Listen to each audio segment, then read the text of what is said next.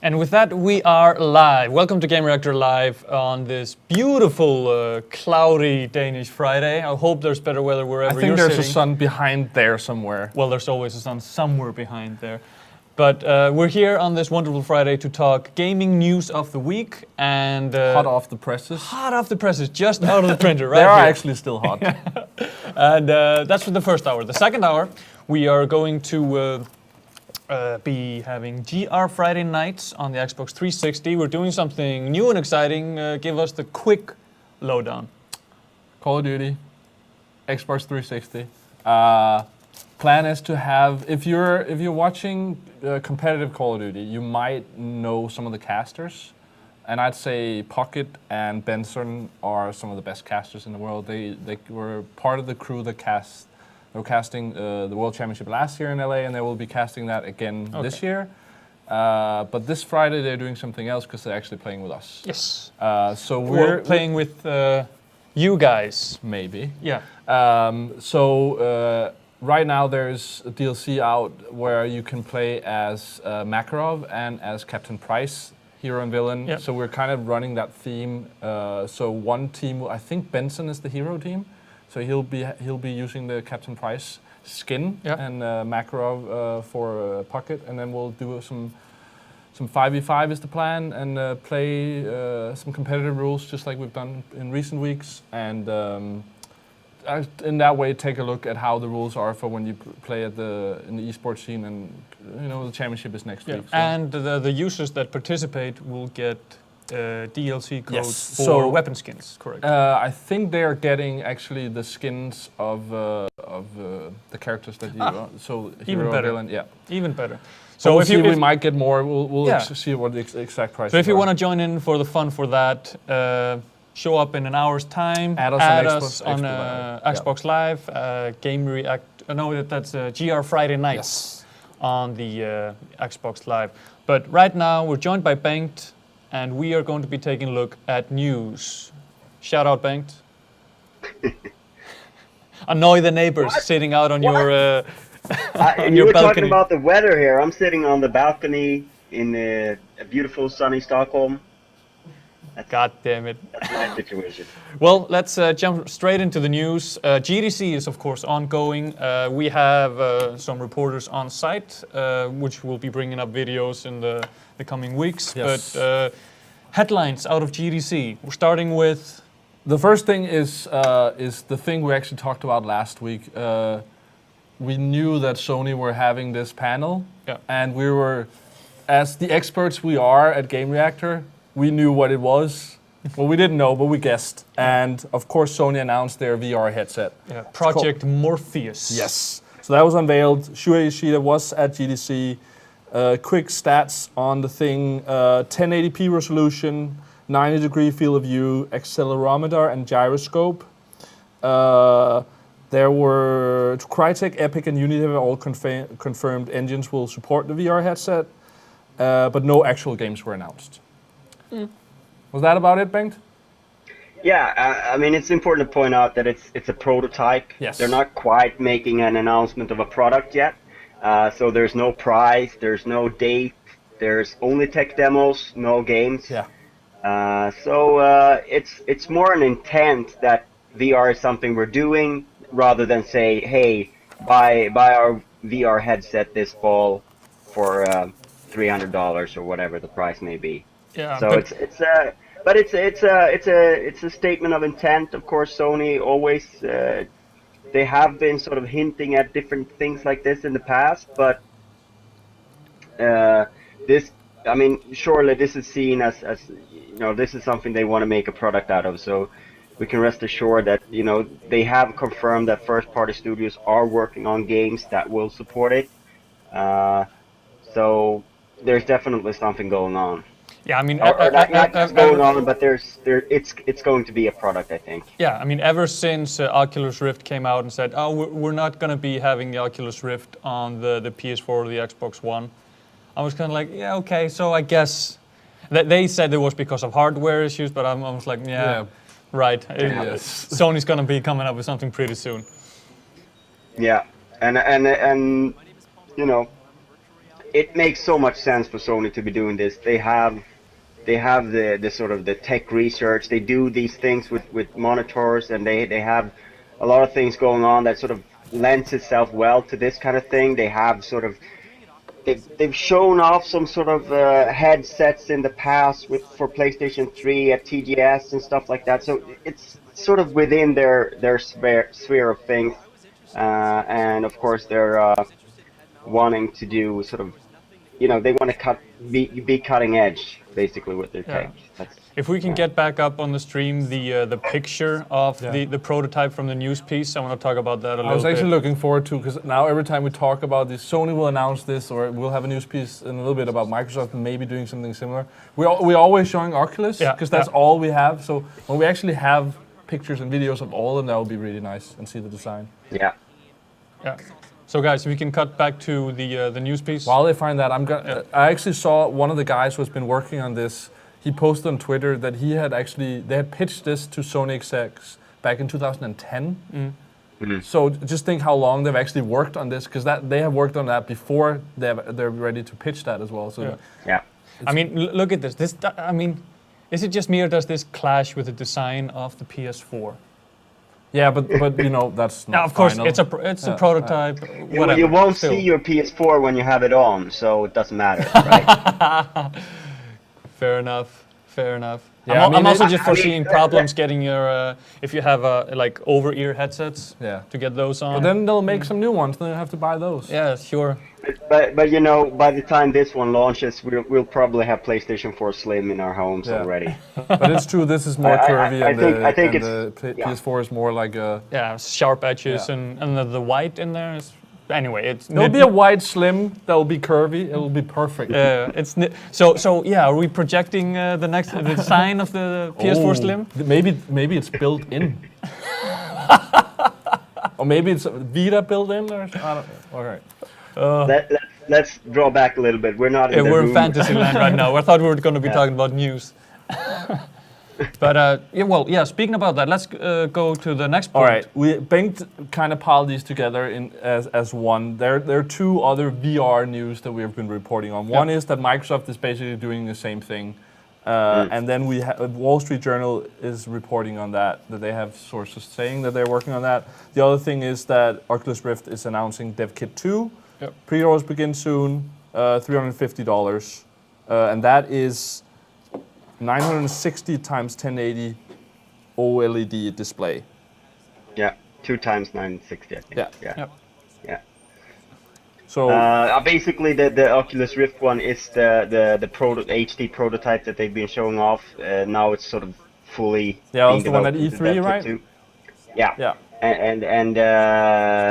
But what's interesting about Oculus Rift, of course, is that they're slowly moving towards retail release. This isn't the full retail model that they'll launch hopefully at the end of the year, but it's sort of indicative of what we'll get when the retail model is there, and also, of course, the price, since they're all sort of making it public, anyone can buy this. This is also sort of a suggestion of where the price point might land. Obviously they priced the first one at 300 on Kickstarter, and then later on the site. This is 350. It's reasonable to think that is where it will land for consumers as well, because you really don't want to have a situation where you sell this cheaper than what you'll have in stores later. So this must be the plan somehow. I wonder how much the Carmack version with gaffer tape will be. That's the version I want. Yeah, the OG version. We had Gillen try out at E3. But from watching this video, when they showed off the latest dev kit of the Oculus Rift at the Valve Dev Days, it was the one with the tracking points. But this one doesn't seem to have that. Or am I right? Was it gone away from that? What? The Valve Dev Days was that, but that was Valve's prototype, right? It wasn't the Oculus Rift one. Okay, yeah, that could be. Yeah, so I think they are working with Valve now closely. But I think that was a little bit before that whole thing came together. I don't know. we'll have to wait and see what's actually in the final product. But this is obviously what they'll ship to developers in July, and that has to be very close to what's actually going to be in the retail products later on. But what exactly was the word from Microsoft? Was it just? It is Microsoft themselves. It's just Wall Street Journal who are saying that sources said to be familiar with Microsoft's plans and close to Wall Street Journal told the newspaper that the tech has already been developed, though they didn't go into any specifics. Yeah, like a leaked document back from 2012. Yeah. And I mean, it makes sense they're working on it. If it's true, like Shure Yoshida actually retweeted a tweet I talked about, where one of the devs from Sony said he pitched it in 2010. So of course, this makes sense that Microsoft is working on this. It's just a matter of time when it's coming out. If you have money to work on 100 different iterations of the controller for Xbox One, surely you can put aside money for a team to work on VR. Or maybe that means they don't have money for anything else because they spend all the money on that goddamn controller. Well, it's still the fraction of the money they make from Windows, so... but also don't forget the projector that was supposed to come with the Xbox One to, turn your room. That didn't happen either. But not yet. It was also a prototype. Yeah. So everyone is aiming for that sort of holodeck experience, right? Super immersive. Yeah. Wave your arms around and the future. Because that's what we all want. I mean, we saw after the Wii, people want to do this more, right? No, I mean the combination of virtual reality and sort of one-to-one body tracking is tempting. Of course, they've already said that that's not going to be there with Project Morpheus.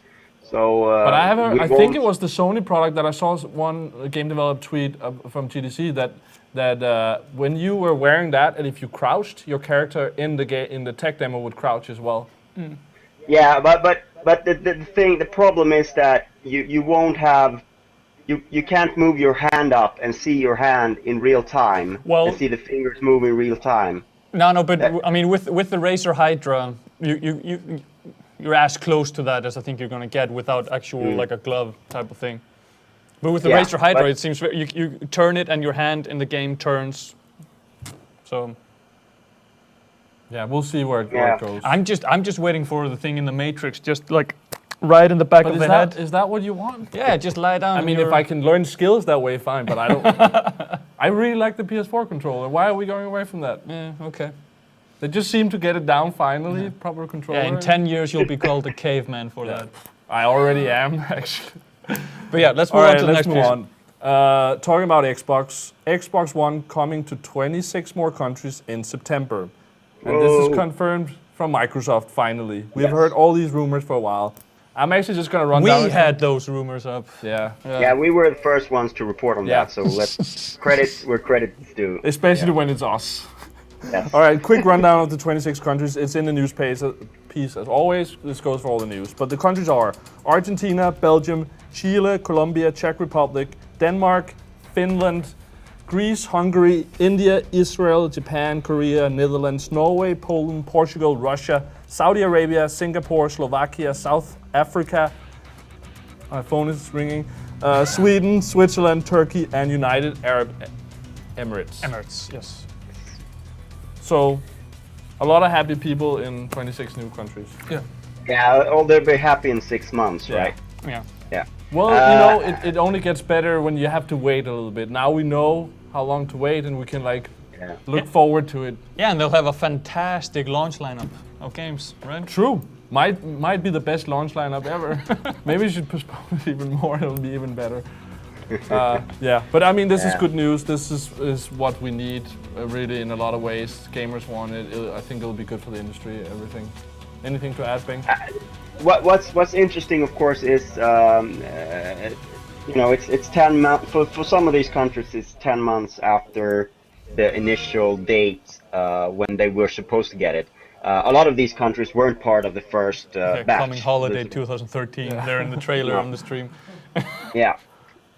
But what makes me think a little bit is that they're treating this like a second launch because they're bunching everyone together in September instead of maybe launching some of them this spring or during the summer. They're putting everything in September.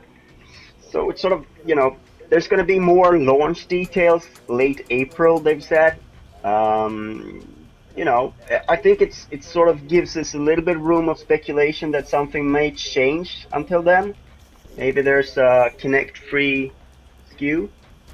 But maybe there will be a different price point at that point. Ooh. Who knows? That there are things that you can. Why would they announce it like this and 6 months later? And of course, we heard the rumors. I think it's a matter of that earlier. we've been asking Microsoft and like people all the time. People are talking about it. I think Microsoft is just like, okay, let's just set a date. Like we need to just put this out because this turns it into a positive news that it's coming at this time. We confirm it instead of people like, I wonder when it's coming. Maybe it's not even coming this year. But all this negative stuff. Who knows when it's coming? I should buy something else. But of course, I've been playing Xbox One since a couple of months now, and it's clear that the changes they had to make have affected. You mean after the whole DRM fiasco I mean, I wouldn't say that Xbox Live is really. I mean, it's not really at the point where I think Microsoft wanted it to be when they launched Xbox One. No, in a lot of ways, it's worse than it was on 360. Like they're fixing some of the stuff, but especially at launch, there were like things like the party system that didn't really work, the same way. I mean, it did. You say worse, but Xbox 360 probably has the best online service of any console. True, ever. but it's just weird that they it's dial been that back. 8 years in the making. But certainly there were features that we took for granted that weren't in the original. The original iteration of the 360 one. Yeah. Now they've improved a lot of things, specifically the party function that you talked about, and apparently the next iteration will also give us friends notifications, which I think is really key to a good online experience. That you're notified if a friend of yours is playing the same game. Yeah, for sure. And this will also play into your favorites, your favorite friends and things like that. Will also make it a much better environment. I mean, now when I'm playing online and I'm waiting for a friend to come online, either he has to see me in his friends list, or I have to go out from the game and see that he's online now and invite him to join. It's a little bit cumbersome. It's not the way you want your online experience to be, and in a lot of ways it's way more like it is on PlayStation, to be honest, right now. Yeah. Now, one of the reasons that we heard given for the delay was localization and like language support. Do you think that in all those territories, the UI will run in those native languages? I can't wait to try to speak Danish to the Xbox One. Well, I can't wait for you to try to speak Danish to the Xbox One either. I think that honestly, it shouldn't be too hard to get most of these languages fixed by then. I mean, it's ample time to do it. It's not like it's a ton of stuff to do. So it should be possible, but I just don't see why. Is it a priority for Microsoft to do this? I think it's just an excuse. Is it really that important? Well, it is. What I think is like the team just didn't have time to quality assure everything. Now, when everything got pushed back with the DRM stuff, they didn't have time to quality assure all these features. So they had to push everything that was non-essential off to the side, and that is why it's taking long. I mean, it's taken this long to sort of get to a point where it should have been at launch with the base features. So, even if it's localization and stuff, that still needs to be quality assured and to be tested by the tech team at Microsoft, the thing, so it works the way it's intended. And I just think that some of those stuff is clearly affected by the move that Microsoft had to make last summer.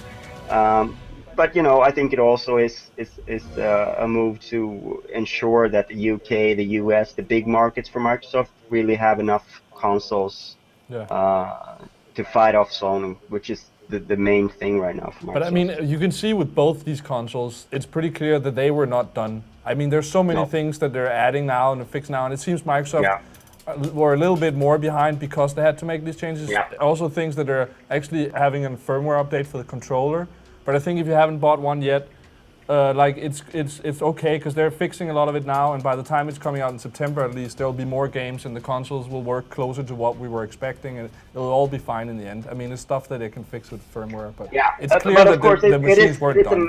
It's a massive loss for Microsoft not to be able to utilize the launch of Titanfall in all these territories, because it's really the biggest, most impactful next-gen game we have this fall, this spring. I mean, there's nothing that really compares to it.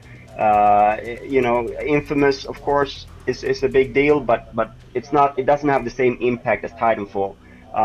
And it's just a shame that it's sort of just false. I mean, I'm sure that EA aren't too happy about it. That Xbox One isn't really out there yet in a lot of countries, and especially it's now that there was a news piece today. I just want to touch upon this. Nvidia and EA saying that Titanfall will eventually be running in 4K on PC. So and it's a 360 game as well, coming out in a couple of weeks. Yeah, so we're gonna test that. I'm excited to see how it works on the 360 since it's a different developer that's actually making it.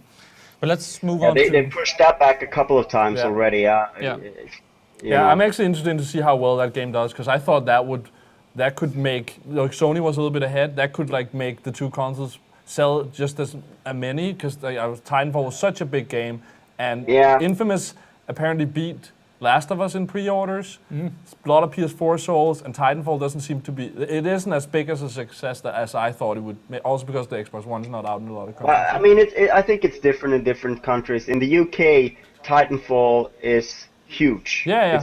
I just thought it would be bigger. It's big in the countries it's out. I mean, yeah, exactly. But I mean, I think Infamous is probably going to be the best-selling Infamous game, but it's still sort of a mid-range franchise. It's not a franchise that's up there with the biggest that Sony has, I think. No, I would say that as well. But then again, I wouldn't think it would have more pre-orders than Last of Us. So we'll see. Yeah.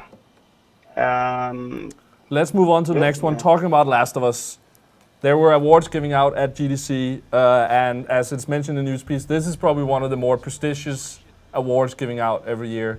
We have the big award, the GDC award, and I'll just run through the prizes. Last of Us and Naughty Dog were the big winners. They won Game of the Year, they won Best Narrative, and they won Best Game Design. Other awards were Best Visual Art were given to Bioshock Infinite, Best Technology to Grand Theft Auto 5. I guess they didn't think about the online component there. I mean, all online games are broken to begin with. So, Best Handheld Mobile Game is The Legend of Zelda: A Link Between Worlds. Best Audio, Bioshock Infinite. Pioneer Award for Brandon Beck and Mark Merrill of Riot Games. Best Debut, Gone Home. Great game. Yeah. Innovation Award, Papers, Please. Audience Choice Award, Kerbal Space Program. Lifetime Achievement Award to Ken Kutaragi. And Best Downloadable Game to Papers, Please. Bengt, what do you think?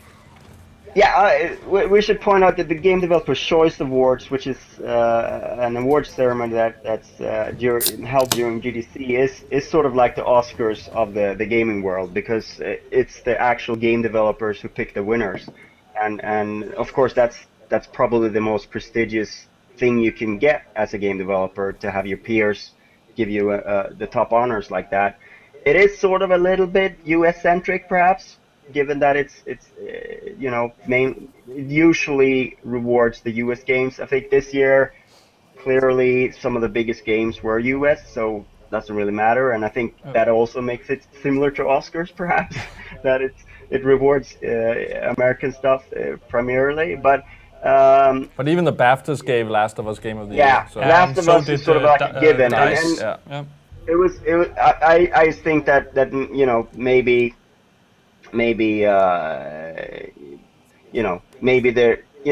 this year really it was about Last of Us and GTA and possibly Bioshock, so no real surprises there. I don't think so. Happy to see Gone got an award as well.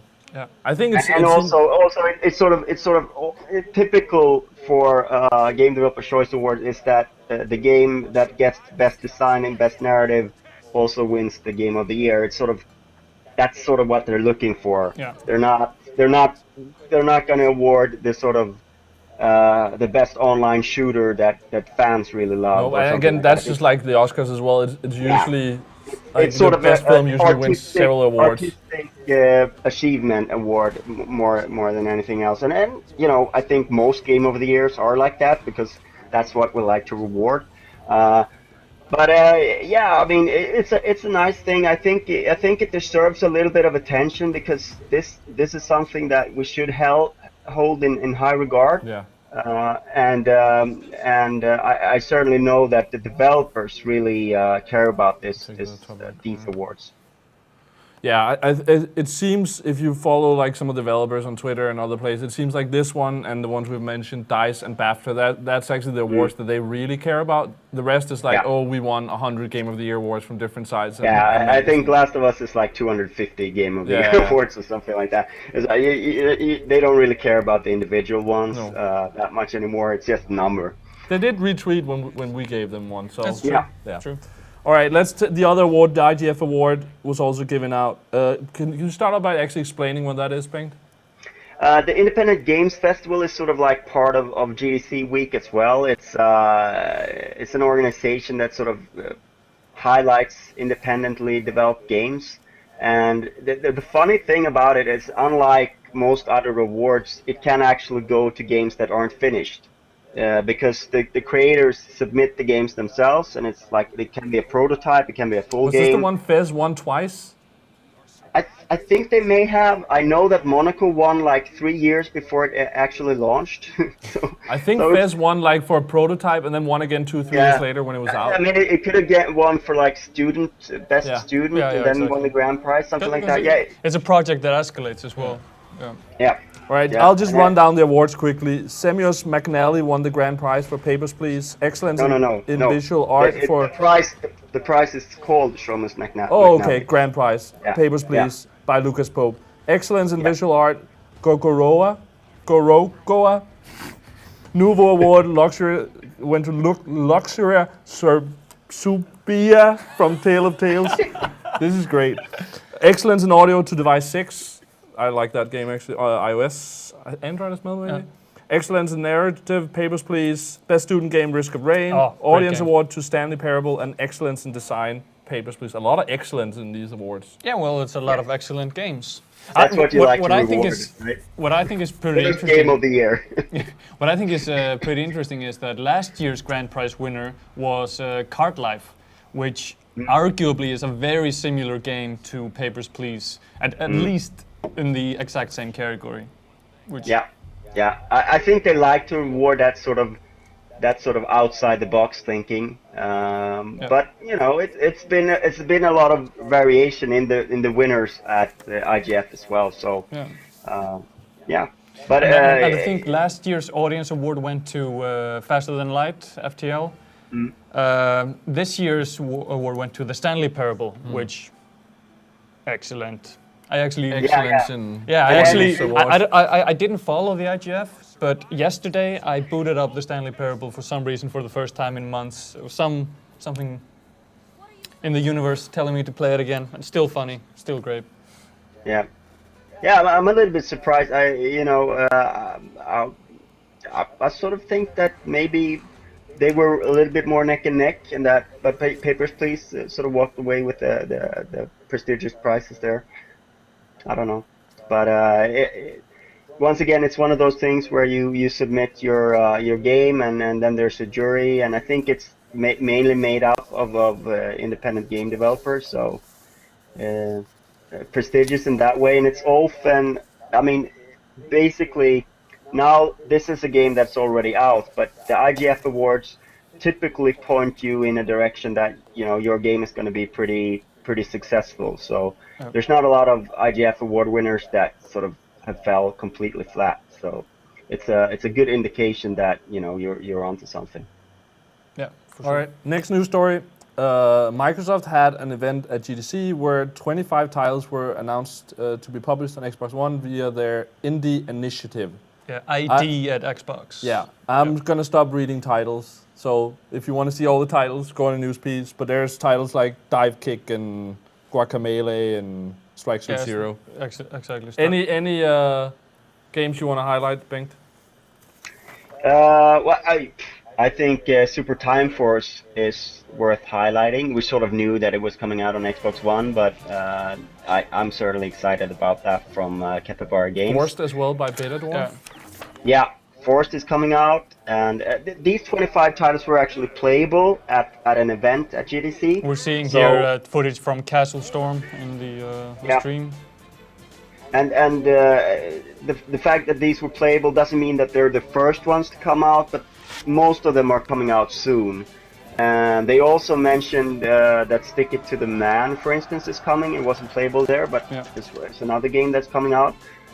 So it certainly seems like we're gonna get a lot of indie titles, just as on PS4, on the Xbox One from now on. And really, it's a good thing because there's a lot of gaps in the release list when it comes to AAA on both PS4 and Xbox One. So these little games will fill that in nicely. Yeah.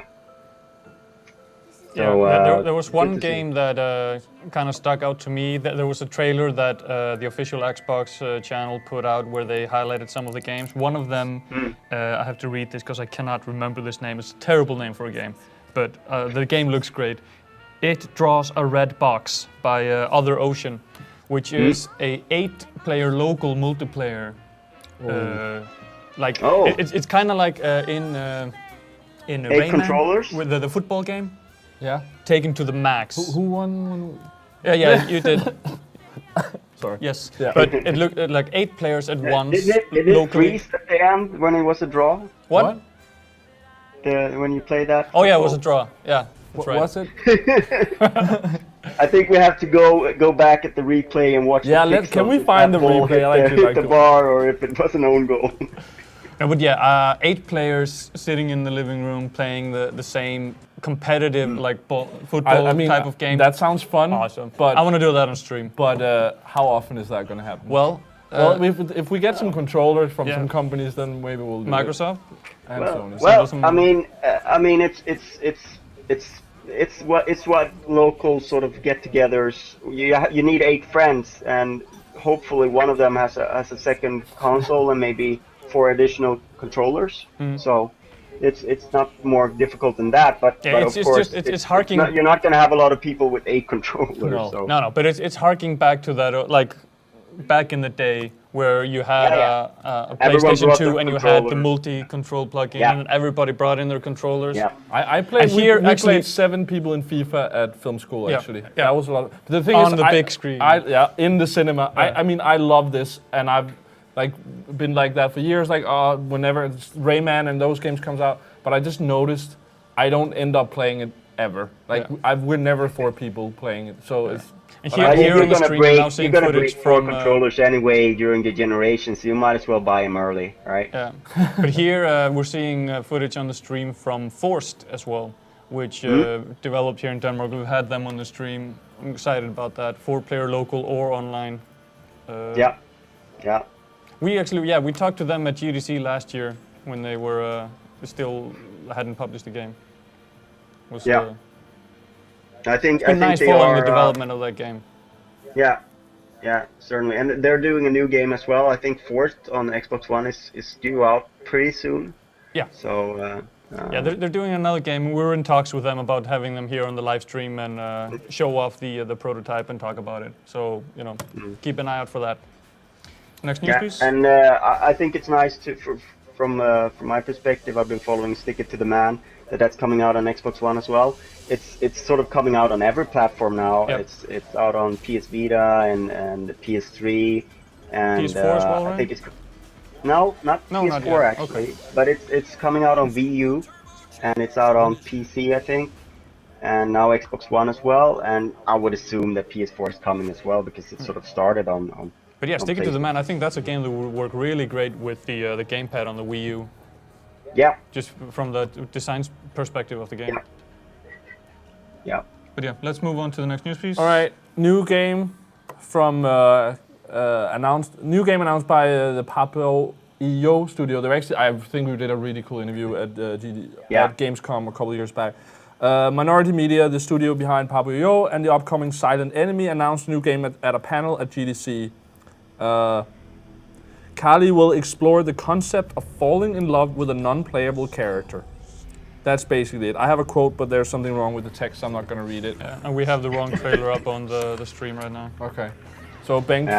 I don't think there is a trailer yet for this game, No. but I think that Minority Media and Vander Caballero is one of those game developers that you sort of pay attention to because he just strikes you as a very sincere person, and he approaches subjects that a lot of game developers would not approach. Papa and Joe was all about growing up with an alcoholic parent, and sort of that sort of abusive relationship, and Silent Enemy is also, I think it's about bullying and I think it was, I had seen some stuff from Papo Yo before doing the interview, and I was like, this looks kind of cool, but then hearing him explain what the ideas behind the game was, it made me look at that game completely different, and it really I understood everything in it, and very ambitious to actually want to do these sort of things with games. That's one of the things that pushes this medium forward, and can make it get where maybe books and films and things like that. We're not talking about this game yet. No. I think it's interesting that they come from like a AAA background. I think Caballero worked on Army of Two, which sort of like it's a little bit strange, to work on something like that, and then something that seemingly so meaningful.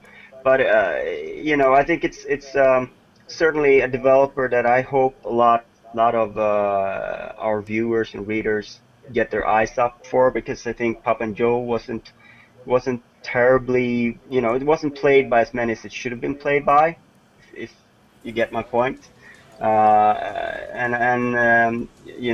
think Silent Enemy is coming on Oya or something, so it's, that's probably not going to have the biggest audience as well. So it's interesting. This new game is sort of, it's been hinted both as coming to mobile, and I think he also hinted at next gen.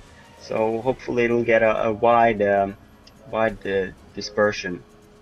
Yeah, and this is Papo Yo for people wondering. Yeah, and it came out on the PS3 first, correct? I have it on PC now, still haven't gotten around to it, but I've heard so much good stuff about it. I'm looking forward to getting my hands on it. Yeah. Let's move on to the next story. Paradox signs Pillars of Eternity. So Obsidian is developing this RPG title. Yep. And Paradox will help publish it. And a couple of quotes. Simply put, Paradox is assuming responsibility for the marketing and distribution of Pillars of Eternity. What this means is that Obsidian can now devote all their time and resources to the development of Pillars of Eternity and make the game the best it can be. And Paradox has its roots in PC gaming and is known for publishing and developing some very niche titles. Like you, they're fans of RPGs from the Infinity Engine days and have been around almost as long. Heck, some of them are even backers. If anyone can appreciate the passion and dedication of this project, it's certainly Paradox. Yes. This took me by surprise. This announcement of GDC. Yeah. But it sort of makes sense. Yeah, and it's in the style of Paradox. Yeah. It makes sense in the way that it's not really your traditional developer-publisher relationship. Paradox aren't funding the game in any way. No. It's still funded by the Kickstarter and by Obsidian themselves. But I'm guessing that Paradox may be getting a slight cut of the sales because they'll be handling marketing and distribution. Yeah. Which I'm sure it's a nice setup, and it's something that I think that a lot of these successful Kickstarters would like to look into, because if you're a developer and you have no experience in publishing or marketing games, that's gonna take a lot of money to get that up and running, and you're not going to be experienced at it, you're not going to be the best at it, so maybe you want to have someone to help you with that without them actually taking the lion's share of the money. Yeah, and not only that they're not taking the lion's share of the money, they're also hands off and just say, hey, you make it exactly the way you and the Kickstarter backers want it to be made, and then we'll get it out there, which I think is... It's at least from what we're hearing, it's the nice guy publisher approach. Yeah. So that is exciting, and of course big news for those already back in the game and invested in it. Obsidian promises that it's coming out this year. Yeah. They put the year and the trailer. It must be rock solid, right? Yeah. And it was on the Kickstarter, so they can't change that. Yeah. If they change that, money back for everyone. Surely they can. What? All right, more Obsidian news. They're basically taking on World of Tanks.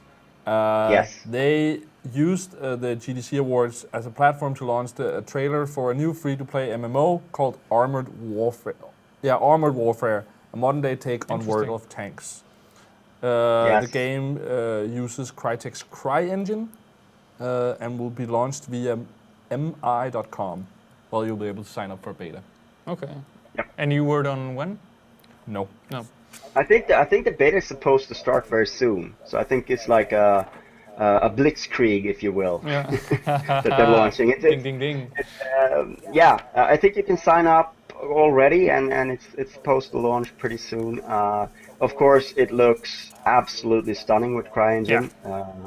The funny thing is, because it's modern tanks, people make the comparison that this is.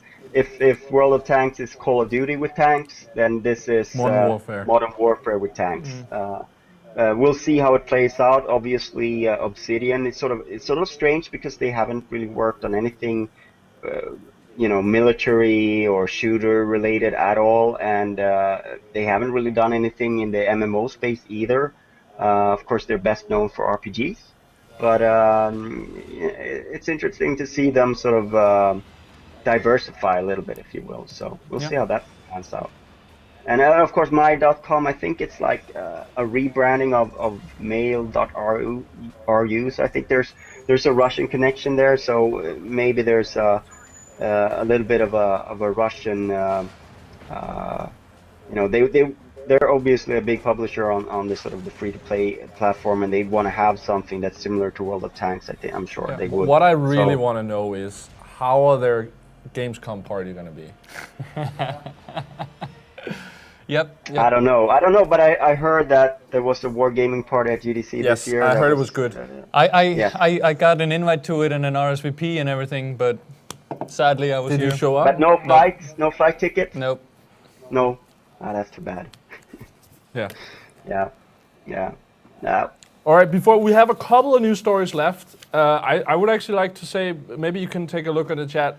What have we missed? People in the chat, let us know if you have any comments or a story that we missed. Because now we're going to go to what I'd almost like to call the rumor mill, maybe. Because we have, we talked a little bit. Although there is one. Wait, did we skip over the Gauntlet news? Yeah, I have two left. Yeah, the Gauntlet news. We have one news piece that we skipped, which is Arrowhead Studios are remaking Gauntlet. Oh, okay. Which is the trailer that we kept playing. So, and I want to talk about it because I love Arrowhead Studios. Yes, and it's really a perfect fit that they're remaking Gauntlet. I think it's a it's a really I think we have like the 3D version of the trailer. Yeah. The 3D version. Yeah, like double. Do I have a picture of the food truck they had at GDC? I don't know. No. This is like playing double. Anyway, this is, if you cut half the screen, this will be the game. Anyway, can someone explain what this is? Yeah, Bengt. Yep. So the announcement that was made was Warner Brothers are sort of they're launching this sort of digital line of games. Some of them will be based on popular franchises of the past. Of course, Warner Brothers picked up all the old Midway IPs, including Gauntlet, and this is the first game of that line that they're doing, and it's digital only. And there will be some original games as well, we're told, but the first one is a reimagining, remake of the classic Gauntlet arcade game, and Arrowhead, who did Magicka and the Showdown Effect, and who are working on Helldivers, Yeah. are developing it. And it's so far it's been announced on PC, Steam. That's the only platform. I don't see any reason why it shouldn't come to console, but apparently that's the way they're going with this, and it's due out this summer. Um, as you know, it's a game that it makes sense that Arrowhead is doing it. I'm not sure that they can infuse as much humor as they usually do in their titles in this one, but I'm sure they can't stay away from being a little bit funny. So. Yeah. Of course, I wonder if they actually add in friendly fire. That would be fun. I mean, I'm just looking at the trailer and I want to play it right now. Yeah, looks great, and really Gauntlet is one of those series. And if it plays in the same vein as other Arrowhead games play, yeah, it's gonna be so much fun sitting down with a couple of friends playing it. yes, absolutely, And and that's with what with the for. permadeath, and you can grief your friends. Yeah, but certainly, it's one of those franchises that has been abused since its sort of golden days. I mean, the last few gauntlets that we've seen, I mean, they weren't good. Yeah. So it's good to see them sort of go back to somewhat of the original concept a little bit more and work that way. So hopefully this one will live up to the legacy. Yeah, hopefully. Now you asked in the chat what we missed. Assassin's Creed Unity confirmed. Yes. So let's get to that. That was actually what I was going to say for last. It was one of those rumors, but it's actually been announced now. Yeah. So, So Assassin's Creed pictures has been leaked, which is basically what has happened. Bengt, what do you think of this? You seem to have been enjoying the last Assassin's Creed quite a bit. This seems to be happening in Paris this time. Yes.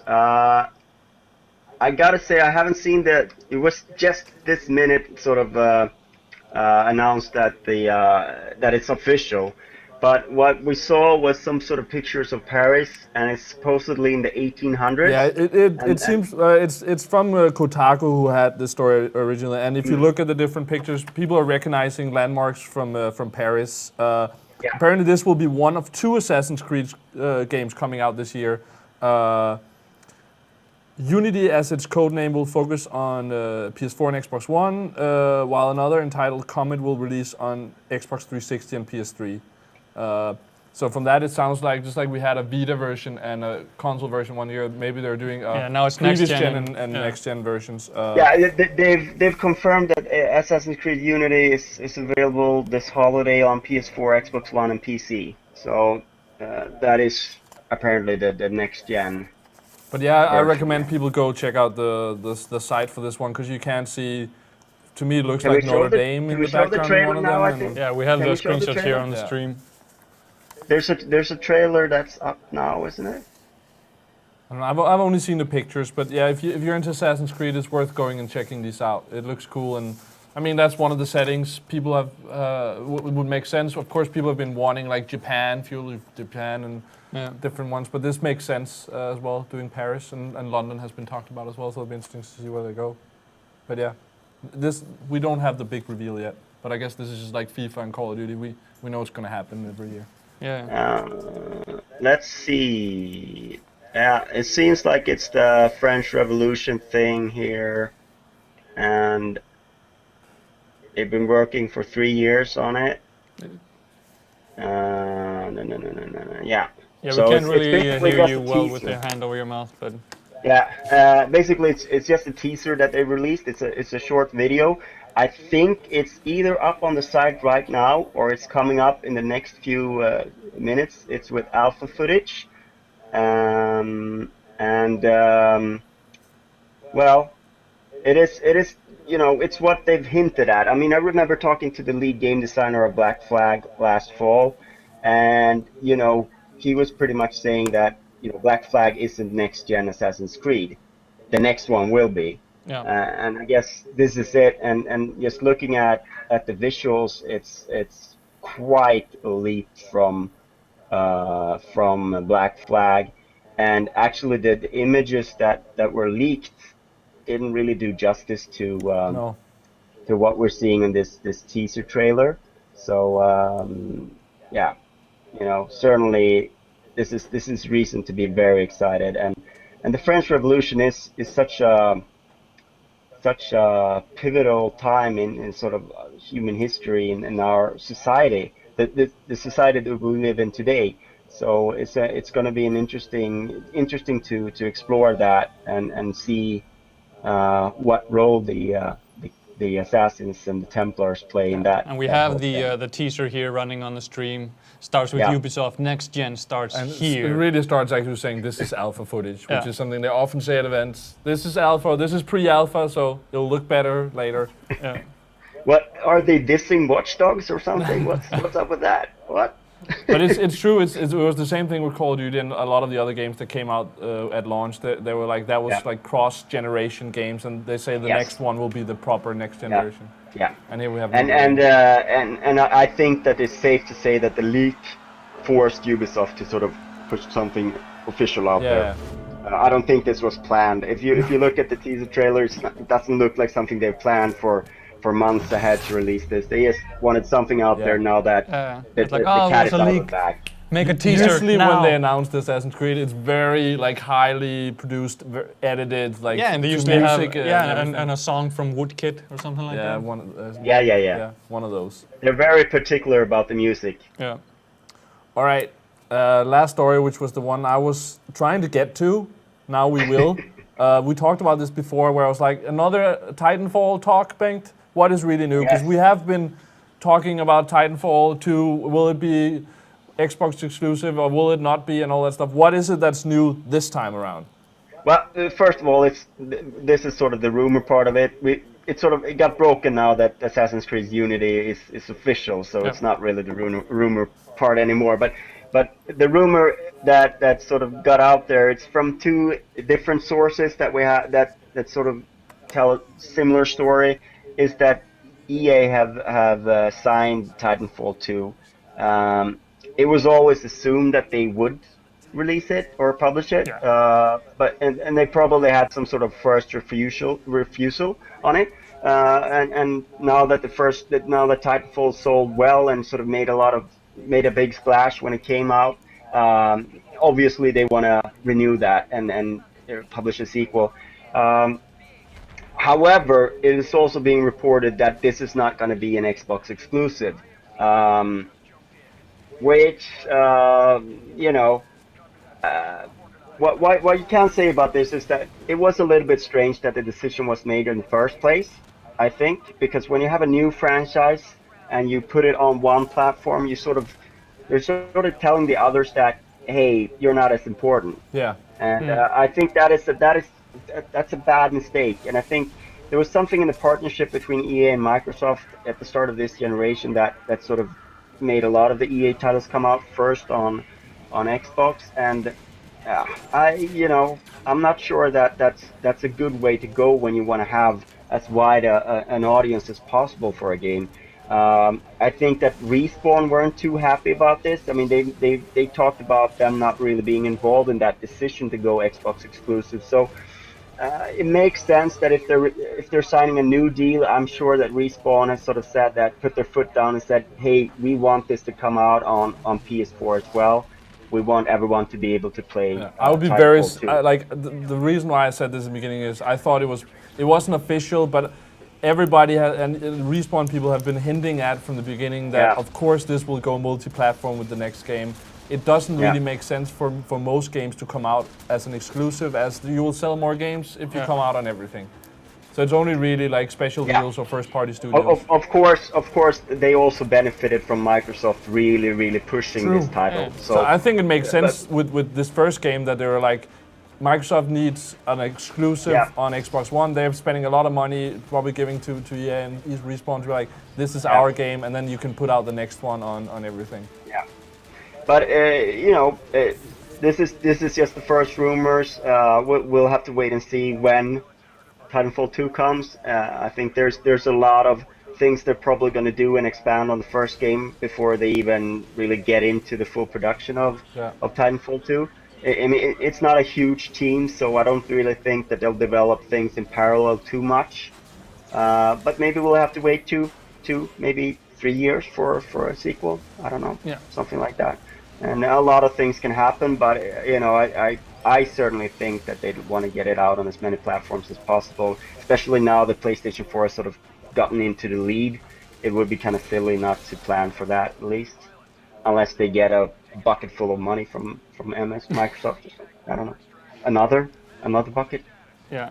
But I mean, is it confirmed that it will come out on all platforms, or is it just confirmed that it's not right now an exclusive for Xbox? It's just a rumor. It's Yeah. just a rumor. Yeah. So none of this is confirmed at all. It's a rumor that EA have signed Titanfall 2, and it's a rumor that it's not going to be Xbox exclusive. Yeah. So take for what it is. Yeah. Actually, a lot of people in the chat asking for what they would like next from Assassin's Creed, since we touched upon the next Assassin's Creed. Assassin's Creed Vikings seems to be leading. I'd play that. I'd love to see them go to Egypt or something way back in time. Yeah, or like those fan concept arts of feudal Japan also look really nice. Yeah, yeah.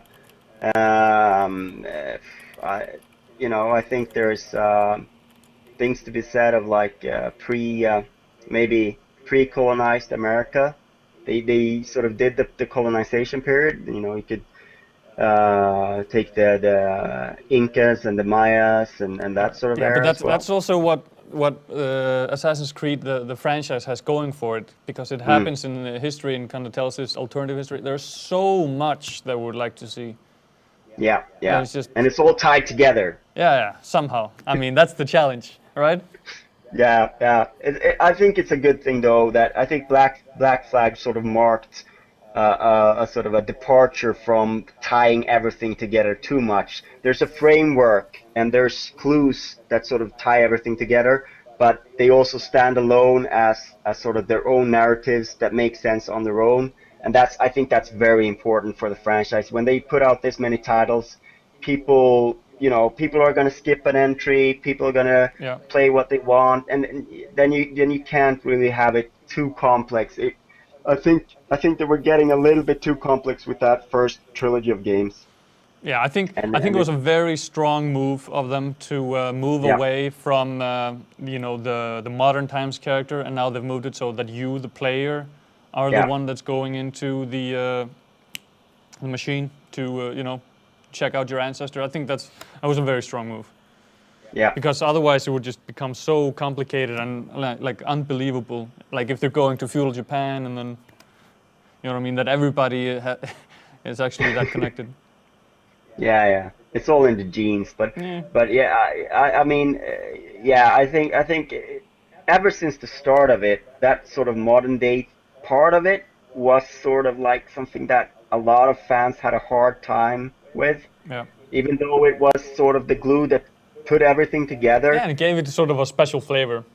Yeah, but at the same time, it was something that, people enjoyed being an assassin. They didn't enjoy being Desmond. Yeah. Yeah. So they turned him into an assassin. Yeah. But I think it's a better move for them, and it's also much more freedom, of course. So yeah, But I think that's it for news. I'm just sitting and enjoying that Titanfall gameplay that's running in the background. Yeah, but that's it. We're going for GR Friday nights now. So thank you for joining us, Bengt. Yeah, have a nice weekend. Yes, I will. See you later. Of course, Bengt is going to stay and watch the stream like all of you should. Oh, yeah. So with that, I think we'll all just try to set things up. I'm going to go get a controller. See if everyone is ready. Did I have the controller right there? Controller over there. All right, and so don't cut to this, because then I'll try to get people in. It looks like we'll do Skype and not Google Hangout. Let's see here. Where do I add people? Is that here? No, it's here. So yeah, you still have the chance to join us, of course, at GR Friday nights, one word, on Xbox Live. And you can join us. And we'll see here.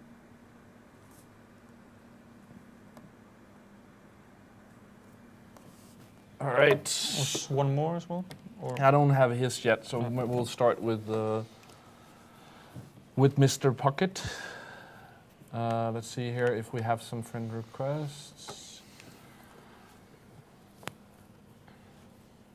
So again, we are running GR Friday nights. We are running heroes versus villains. Yeah, and the reason why it's a little bit more complicated today is actually because we are being joined by Chris Pocket and Ben Bow, I think is his last name. Benson. Pocket and Benson are what they're known as. Yeah, so they're going to join us, and they are in the US, so sorting things out with that. Trying to set up games. And we would like to talk to them as well, so we could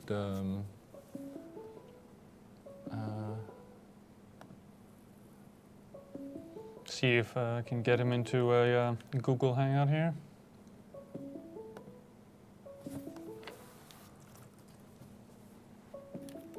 Very, very exciting. Mm-hmm.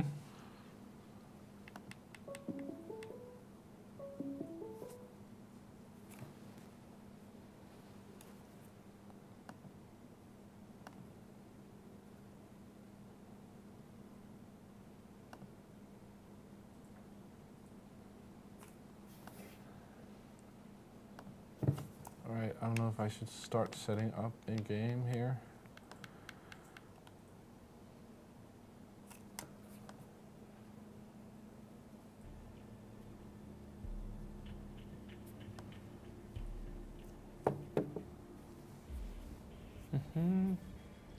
Yeah. But yeah.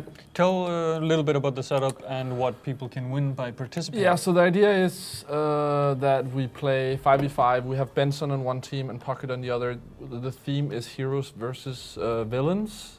I think Benson will be Captain Price and Pocket will be Makarov, the hero and villain. And we'll try to play some maps and rules like we've done the past weeks with esports, but we'll try to cover different ones here. And if you join us, you'll win a code. I think you'll actually get the soldier that you'll either get Price or Makarov.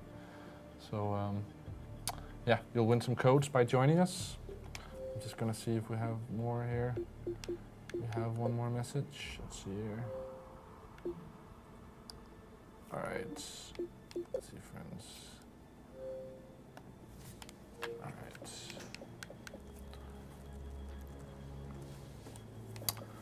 But let's start setting things up. I'm just gonna go Octane and then we'll see. We'll start out with Domination, I think. Or maybe he wanted to play something else.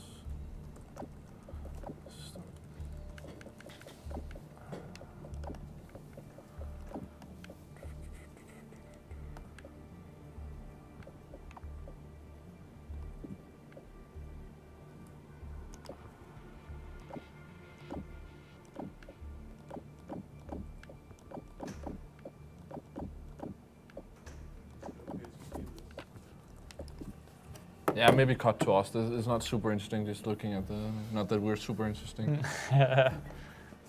Maybe we should do Skype instead. I don't know if Benson is also ready, so maybe we'll just talk to him. Do you have his address? Benson's? Yeah. No, that's the thing. So maybe we'll just do Pocket. Yeah.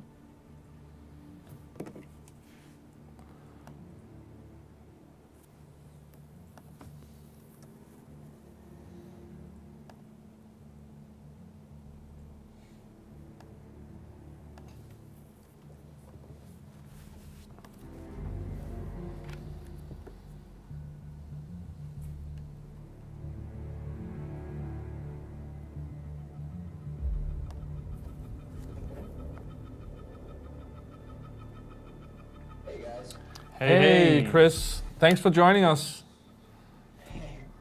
you guys for having us on. Sorry about all the last minute confusion. No worries. No worries. All right, and we're live here, so just so you know. Oh, awesome. And Benson is right next to you? Oh, great. Benson's right here, get his games case all set up, ready to go. Perfect. I try to add you, Puckett, but you have a full friends list. Yeah, Xbox Live is battling me right now. Trying to get on. It's letting me through this time. Just had to give it a nice reset. All right. But you were more into playing Blitz, at least for I think maybe we'll just do one game. But Blitz is maybe the thing we should go with. Is there a map you wanna pick or? I think Freight Blitz is always really exciting to watch. Yes, that's the one I've set up actually. Map. Oh, great. And what's that, Ben? Use the webcam mic so they can hear me too. Benson wants to be able to talk to you guys.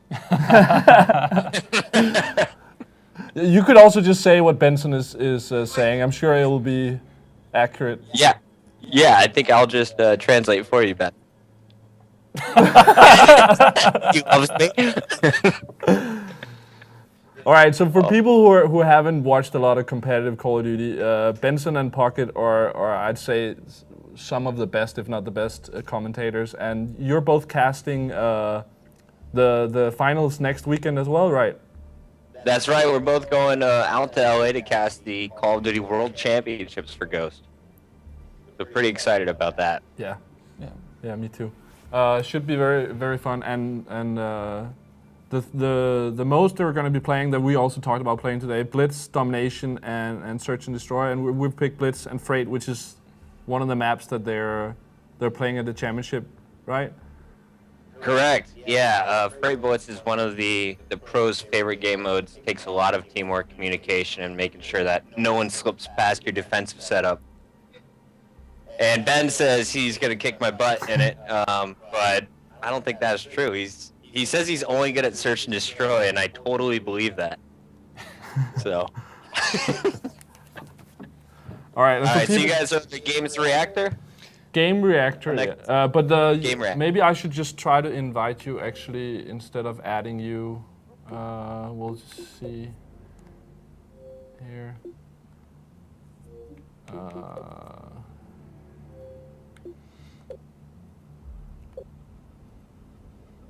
But I have sent a friend request to Benson, so maybe if he accepts that, and then you can just join through that, maybe. Okay. I think right now he is getting his gorgeous skin on really quickly here. So is Benson the hero today and I'm the villain? Is that how we set this up? I think so. You know, in comics, Ben, the villain always wins. I'm feeling that's going to be the same situation today. He says just no, absolutely not. Okay, so Ben, when you get into the game, you can send me the invite. Yes. You should have a friend request from Gamereactor. Yes. So today we're playing 3 games, is that what you said? I think that would be cool if you're up for playing one of each mode, maybe? A Dom, a Search, and a Blitz? Yeah, depending on time, I guess.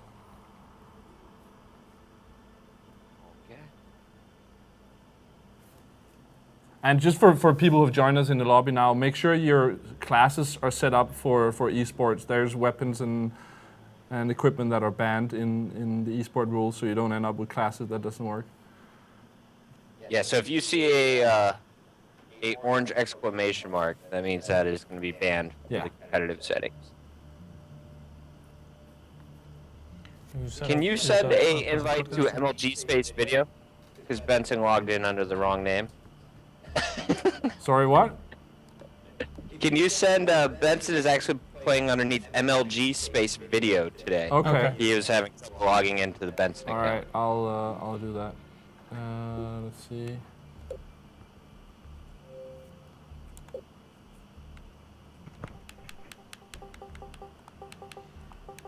Yo, I'm playing as Big Vlad. You are done for. MLG Space Video or Yeah, underscore? space. MLG Space Video. And for the viewers out there sitting around with your Xbox 360 and a copy of Call of Duty Ghosts, you should really add us on GR Friday nights on Xbox Live and join in. We're giving away skins, DLC codes for skins, and of course have a chance to play with some professional codcasters. Yes. We'll see. They're really good at casting the games. Now we'll see how good they really are at playing. We've been spending a lot more time casting than we have playing recently, so I'm looking for my team to carry me today. Benson, though, if we ever meet up in a 1v1, he's done for. And there's MLG Video in the lobby. All right, so Ben, just shoot me that INV when you're ready. Let's see here.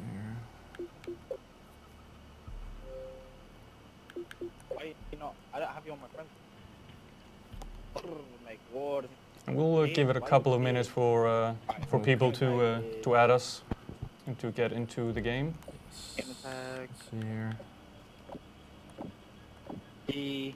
It's just Puckett, right? Now, of course, as you said, next weekend is the Call of Duty World Championships in Los Angeles, where you'll be podcasting, guys. And Nick will be there as well, running around with a camera, getting interviews and stuff. Very excited, yes. So, I mean, you were there last year as well, Nick. What are you most excited about this time around? I think the thing, Call of Duty esports is so different than normal Call of Duty, and just see the excitement and how the top players actually play Call of Duty is different and on a totally different level. And it's nice to see something like Call of Duty. It kind of gets elevated to an actual sport, and yeah, that's just super cool, and the excitement from people there and all that. It's really cool, actually. Oh, Puckett, you're gonna die so fast. All right, let's see how many do we have in here. 1, 2, 3, 4, you don't even know. 5, 6, you don't even 7, know 8. about my abilities. We'll have him, so we need one more. Okay, what? Can we go 4v4? Oh, Parkin is here. Yeah. Or actually, we'll just do 4v4. Yeah. So we'll run the first match 4v4. I think we do one of everything. And of course, have yourself distributed between Gamertag's MLG Video and Puckett. They are the team captains. So, That's right. Parkin, do you want to like pick, or do we just do people do random when you go into the map? I got it. So what was that? So, because I'm just wondering how we divide the teams. Do we just say people pick a random team and then we'll see if it ends up being should be 4v4? Or do you want to? Sorry, I need to mute Ben. He is so loud in my ears right now. He's singing Macklemore to me. Do you want to like almost like this is a Pro 8's lobby or something? Pick people, or do you want to just do it random?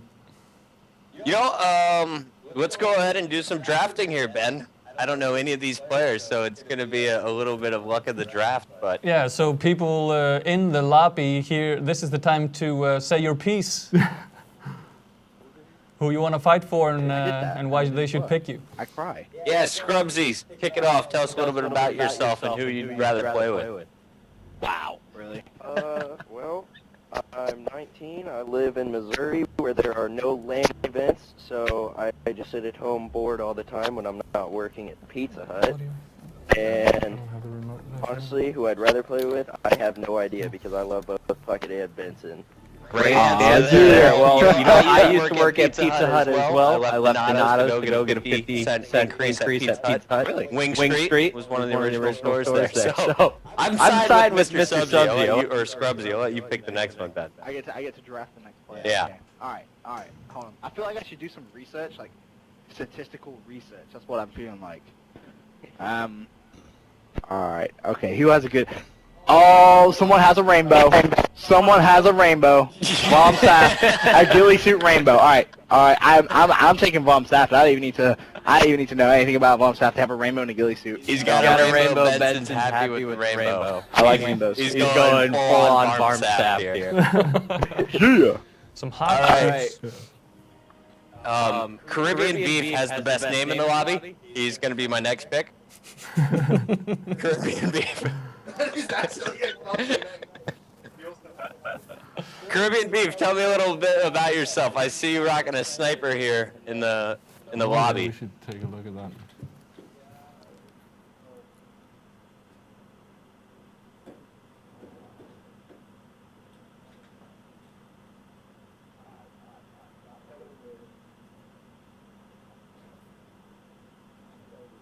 who looks like they... I'm looking at skins, that's what I'm looking at. That guy has a fighter pilot, but... who'd you draft? Who's on your team? I got Caribbean Beef and Mr. Scrubsy on my squad so I'm taking far. Scrubsy. What a name. I'm gonna go for Jano. Jano. You're going, I'm I'm Jano. going for Jano. Just drafted Jano. Onto the God Squad, the winning team. Alright. The best team then. also. Let's go team. I'm gonna go with Anne Marie. Is that what that's supposed to be? How do you say your name? Anne Anne Marie. Yes, I am Mary. Yes. Anne Marie. Anne Marie, How can awesome. you? I know you're American, Pocket, but come on, Come man. on. It's a name. I Hey. expect better than this. We In Finnish, spell it with an E at the says end. Anne-Marie. Yes. lordy I have the lady on my squad. We're gonna dominate. You actually probably will. Fuck you. That's the really Sounds scary good. thing. Jensen is going down. On squad so far, I got Scrubsy, Caribbean Beef, Anne Marie. How are you gonna top that? Alright, I'm gonna go with. I have a rainbow on my. have I no don't think you plan. understand. You have no plan? I have a No rainbow, plan. and I also have a fighter jet. My Just plan so that is means. I'm going to kill you all. Every time like you it, see yeah. Benson, shoot him in the head. Just straight shot through the eyes, and we will win. Thanks, bro. I appreciate that. That's really good. Yeah, I Alright, think I'm gonna go we have the with squads Zinander then. That's the last, practically that's the set last pick, up. So, what do you say Yeah, we that's start all the 20 match? teams. Don't scare. Let's get into it. I'm in. Yes. Everybody has their classes Alright, set who's up and next? everything? Friday. I don't even know who I'll hosted be able to work with what I have here. Not 100%. Friday but nights we'll is be awesome. good. All right, so Oh, let's Friday go. night. I'll start it right now. Good luck, everyone. Team Plug if the win. This Let's guy. go, Scrub. This guy. I am a All right, Lasse, let's mute the Skype call. number my. Yeah. Yeah. Cool. All right.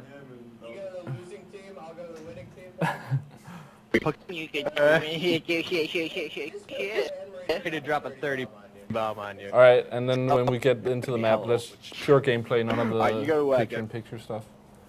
All right, so gonna want to go first person for You sure. going Ghost or Federation? And let's see here.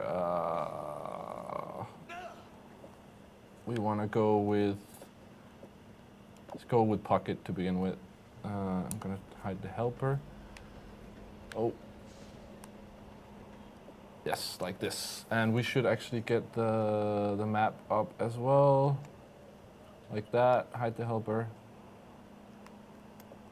All right, we're good. Starting with Pocket. Yes, See- Pocket is set up with Anne-Marie, Caribbean still Beef, missing- and oh. Mr. Scrubsy, while on the other side Benson is set up with the other three. with Warmsaft, who has, I remember that Yes, name, he's one good. ahead set or Good pick two. there. Caribbean And- Beef is actually really good as well, Yeah. so good with one on each team. I am Janu and Zinander, not taking anything away from them, just don't ring a bell right now. All right, and as you can see, Pocket is rocking the Remington with a thermal scope that you can switch over to a red dot like scope. And let's see what And they we do see off Mr. the break. Scrubsy, Caribbean Beef, and Pocket running up They're here all on the running right trades side. to begin with. Oh, did he take out one of his teammates there? Believe Yeah, he did. so. He killed me, Mr. Scrubsy to begin with. That's awesome. All right, He shouldn't have already stepped a right in front of his gun. So Benson's team is already one up. Oh, and are you going for a second one? They saved it. And Mr. Scrubsy, 1 kill. All right, and Pocket is one. Let's see. Oh, Pocket gets a kill. And he actually got Benson, so I'm sure he's going to be happy about that. And we haven't had another team kill. Sinander killed Warmsaft. Yeah. 2 and 2 for Bullets flying 2-0 crazy for here in the Pocket. opening minutes. And Benson is 0 and 2. Let's jump over with him and see. He rocks the submachine gun this time, the MTAR. And he's trying to sneak around. Actually looks like no one is watching him and he'll be able to sneak all the way around. Yeah. There are guys in the base watching him, watching the base, but he might be able to sneak in actually. Let's see. Oh, he keeps walking around. See if it's clear. There he goes. Oh, but gets And taken gets out. taken out. And it should be said, just to be clear, we are playing Blitz here on the Freight map. The objective of Blitz is, of course, to get into the enemy's capture point. You do, of course, get score for kills, Yeah. but not nearly as enough. But also, we don't care. We had the competition running where it was about score. Now it's only about winning. Yes. So you can go 0-10 if you get the blitz caps. That's what it's all about. Exactly. Let's see, 3-1 right now. We're seeing what Pocket is doing as well. See here, picks up an M-Topper gets taken out. Let's jump over to Benson. He is having only a rough Caribbean Beef alive right now on the Ghost team. His entire team taken up there at the same time. And it's interesting because actually the Benson's team is having a lot of caps. They're up 4-1 and they're all swarming the Ghost base. Gets a so nice a lot kill of there. they're playing defense now, Pocket's team, but they don't seem to be doing it very well. And now Benson has to wait around for the cap point to regenerate. 3 seconds here. Dangerous place to just stand alone in the corner, but he pulls it off. Yeah, smart move. And actually, as you saw, like most of the team was dead, so he had time waiting for the spawn delay there. Yeah. All right, let's see what's going on. Benson taking a different route right now, not going underground again. But it's really But it Varmsaft. He's seems- having the 4 caps on the team. Oh, Yeah. the 5th one for Varmsaft now. Yeah, he's in good shape after playing here on Giro Friday nights in Yeah. the competition for the golden ticket. A lot of Who was he that?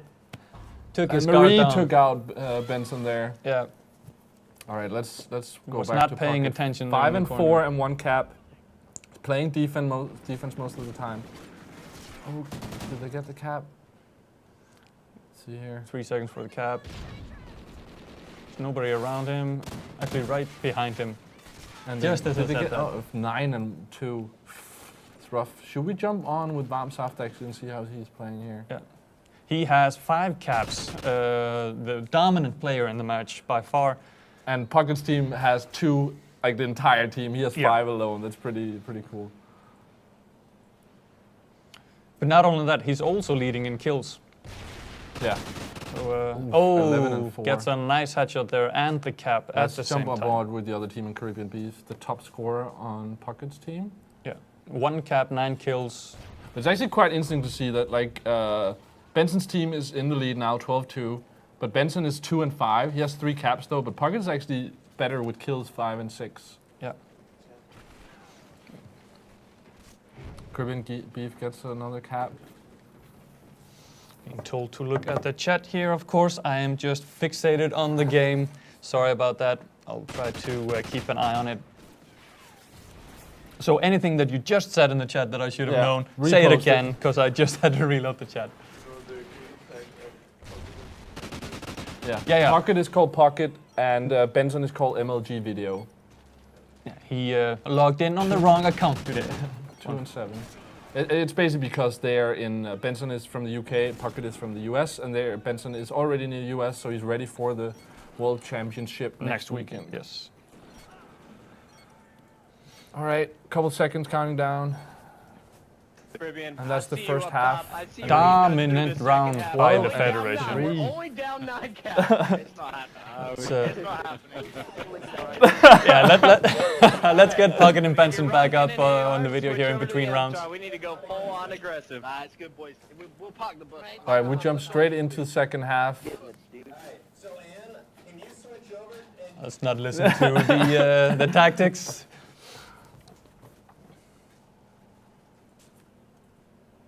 Oh, let's see here. Jump back with Benson. Yeah. Let's see here. It's actually pretty cool to watch it like this. We're on. More in front of red. There we have it. All right, who do you want to watch? Should you watch the casters? Should we watch the top scoring player? Let's switch between intermittently. Let's Yeah. start with Let's go Pocket. Pocket, yeah. Let's see. He's going on the other side. Using that thermal. One behind us.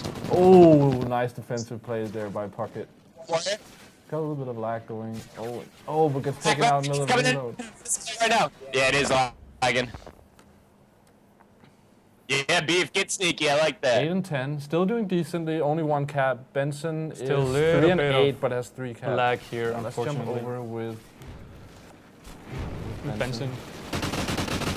And he's actually, I think, in the enemy base. Just I love when the pro players actually they jump up on the top of the stairs. They're watching the point there. They can really dominate the enemy team and just spawn kill them right there. Yeah. Benson trying to go for that a little bit. And he has 4 caps to his name and 5 kills. Slight lag again. Of course, playing from the US against us here in Europe.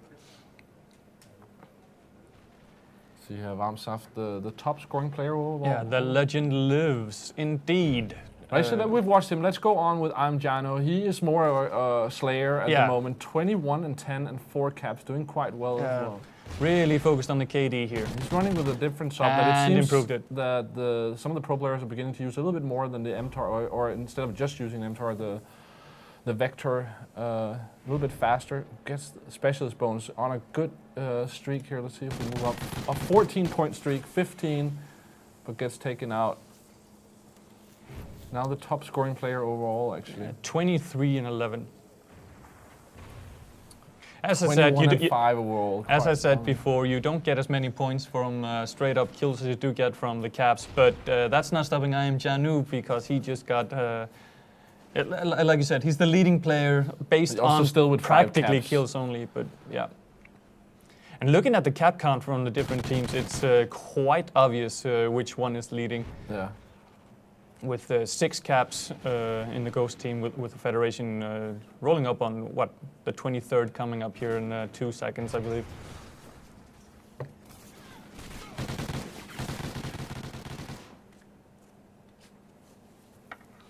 Now, maybe if you pop up to the 3rd person on either Pocket or Benson, we can see the skins that they are rocking right now. I'll try then. Let's see if we can find. Let's do Pocket. And gets taken out. I don't know if we can see this. Yeah, if you bring up the helper, there's a button to bring it into the 3rd person. Y, yeah. We'll see here. I don't think he's actually wearing it. Let's see if Benson is. No, they're rocking the normal skin. Nah, okay. But that's the skins you will win though. Makarov and Captain Price. Yes. Heroes and villains. Let's see.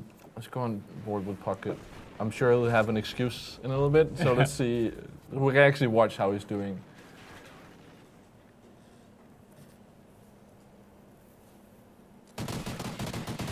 Nice kill there. Pocket playing a little bit more of a defensive role, where it looks like Benson is more offensive. See here, he's watching back spawn. Oh, missed him, but made it out alive. Lets his teammate bait him, but didn't Still get him. misses the kill.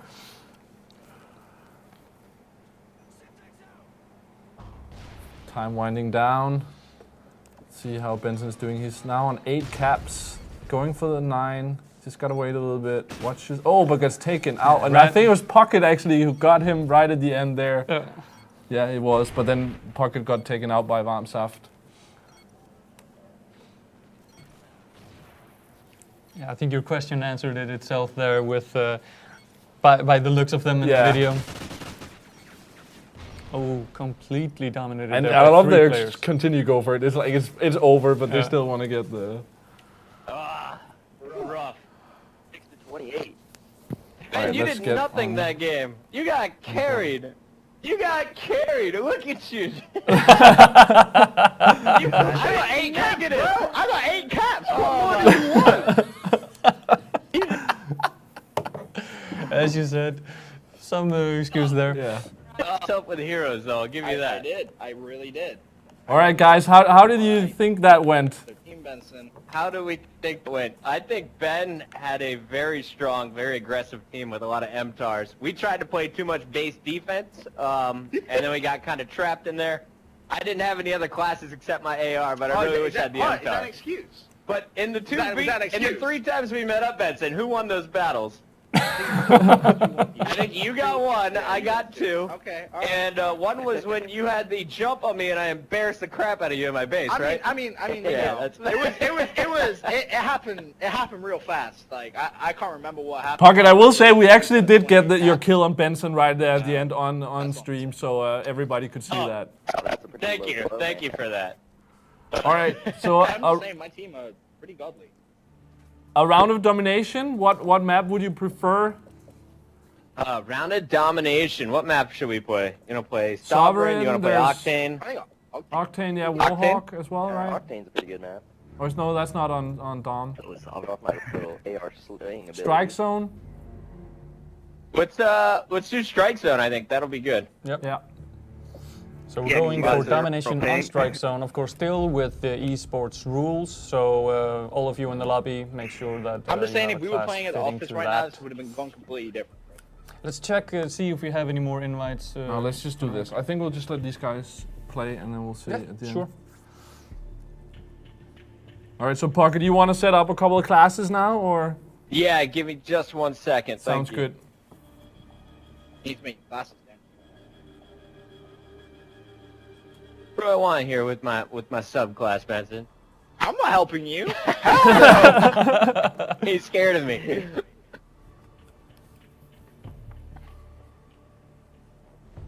All right.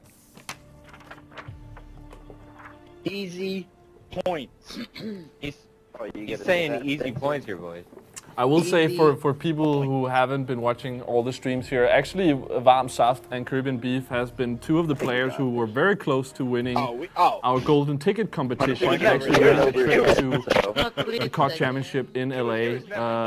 Just got edged out in the end. I think they were both in the top 5, so pretty cool that they're in here as well.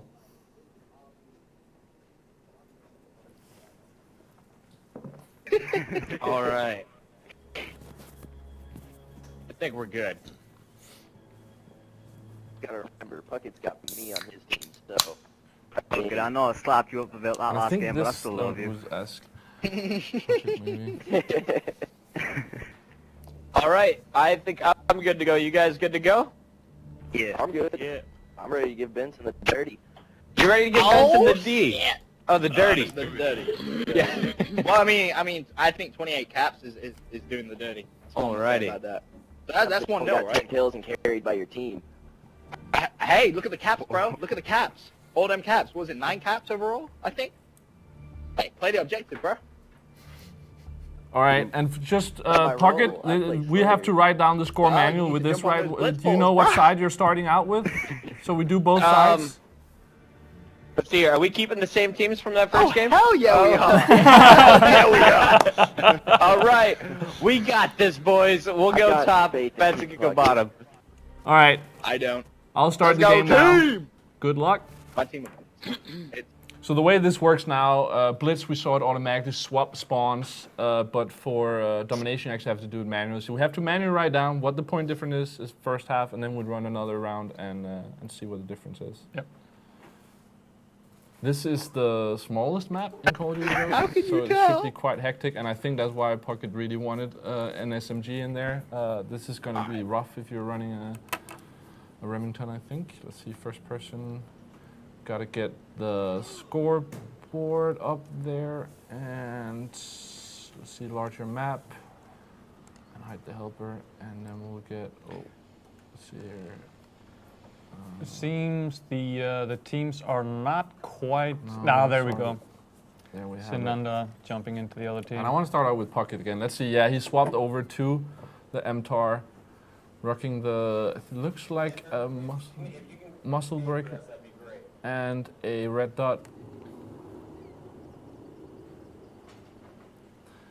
And as you can see on the map, you can see the two spawns. They're actually spawning quite close to each other. And the thing with this map compared to a lot of domination maps, most domination maps are, the points are in a line. Yep. You have A at one end, C at the other, and then B sort of in the middle. But so you can see on the map here, it's more of a triangle with this map. Yeah.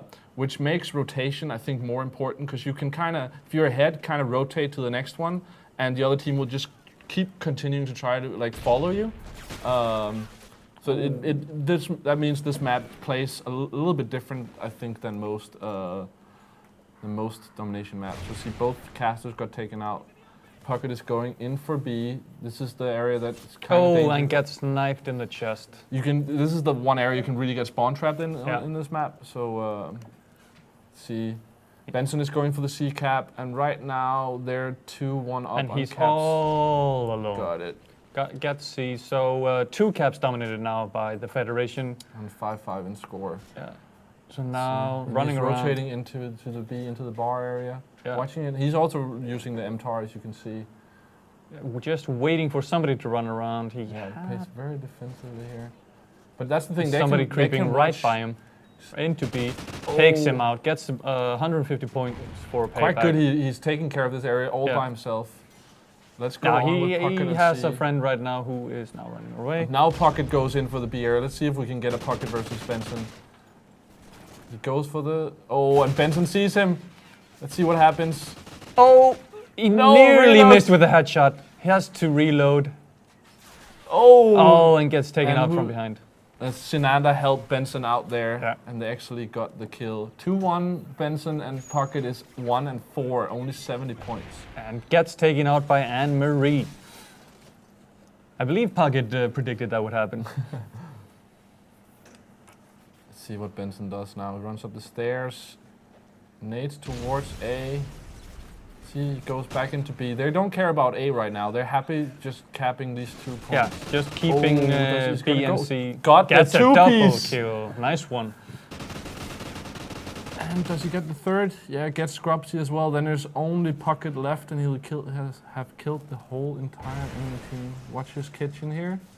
Really good place to watch, but he's watching alone. You can see on the map, 2 arrows are going into B from the other side that's being watched by another player. He gets taken out, but Benson is Gets the a kill support. there. Get on 1. Let's see what happens with the second guy in there. Takes him out as well. Benson Hell of a run. is on the... Like, he's just doing really well right now. Really watching B, and they have a player watching C going towards A a little There are bit. 2 sitting on B right now with go see 1 advancing. Pocket does. He goes for the C right now, trying to get back here. Oh, nice and kill. now he is all alone with a teammate coming to help him out with a... I like this. with C, Just sorry. before the cap is there, he nades away, so if someone is getting up to him, there will be a big chance of nading. Oh, but unfortunately gets taken out there Yeah, by let's see if- I Am Janu. Let's see if they get that point back. It seems like they're doing that. Pocket just got it. Yeah. Yeah, it's back to a Did 2-1. not hold that But for it's still long. pretty close, about 20 points difference. But I've we seen see people now come back for C for is 50 and being 60 contested points. again. Let's see. Who is that? Scrubsy gets taken out, unfortunately. Well, not that I'm choosing sides. So Federation still has a 2 cap. Let's jump on board. Oh, with gets an Pocket. assist there. 3 and 9. Let's see what he does. Gets taken out. Let's jump on board with Benson. He's 10 and 2. Very impressive. Almost the top scorer on his team.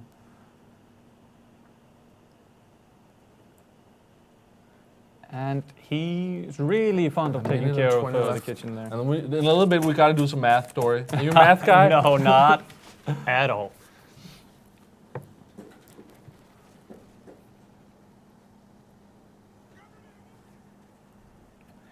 Following Benson here, running up towards 10 and B, 3. gets an assist. Let's see if they get it back.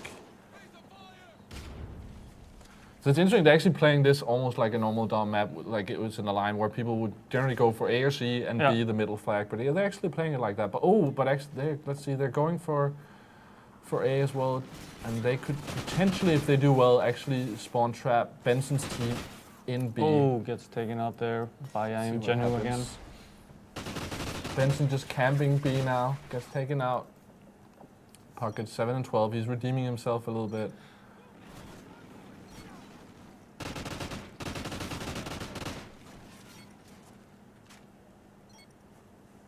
Alright, so now we've got to be ready with some math here. Oh dear. Let's see.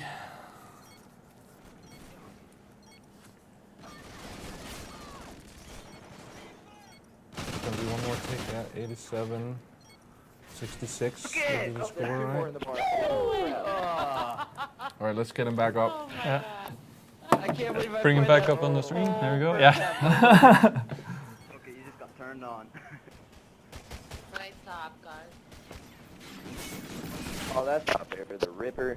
Yeah, what was our lead? Right. What was that? It was like 40 points, I think. It was 87, 66, 21. It was never 88 to 66. 87, 87 to 66. No way! I swear we had a big Plus lead. 21 points. You're dumb.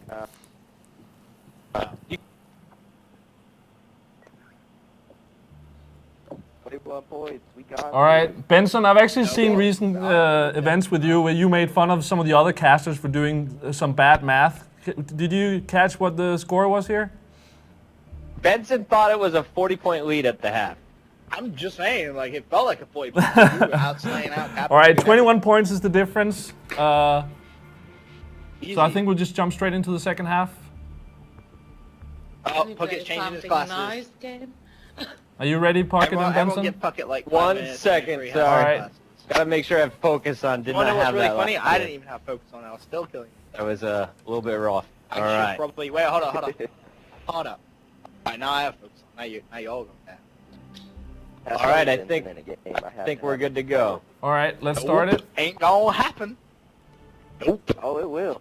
Oh, Here we go for the second round. So it's 21 points up for Benson's team. Yeah, it was quite funny. I think it was the US qualification where I guess some of the other casters weren't as good as math. And this is sort of the thing where all of a sudden you need to be quick, you know, Guy- the that's score fine. blink very fast. Basically, You gotta know the domination. difference. This was quite easy, I think. Yeah. but, Benson is All right, let's see. Let's see Larger how. map, viewing focus parts. scoreboard. Let's see if I can do this. Yeah, let's see how easy it is when another round is added. Yeah.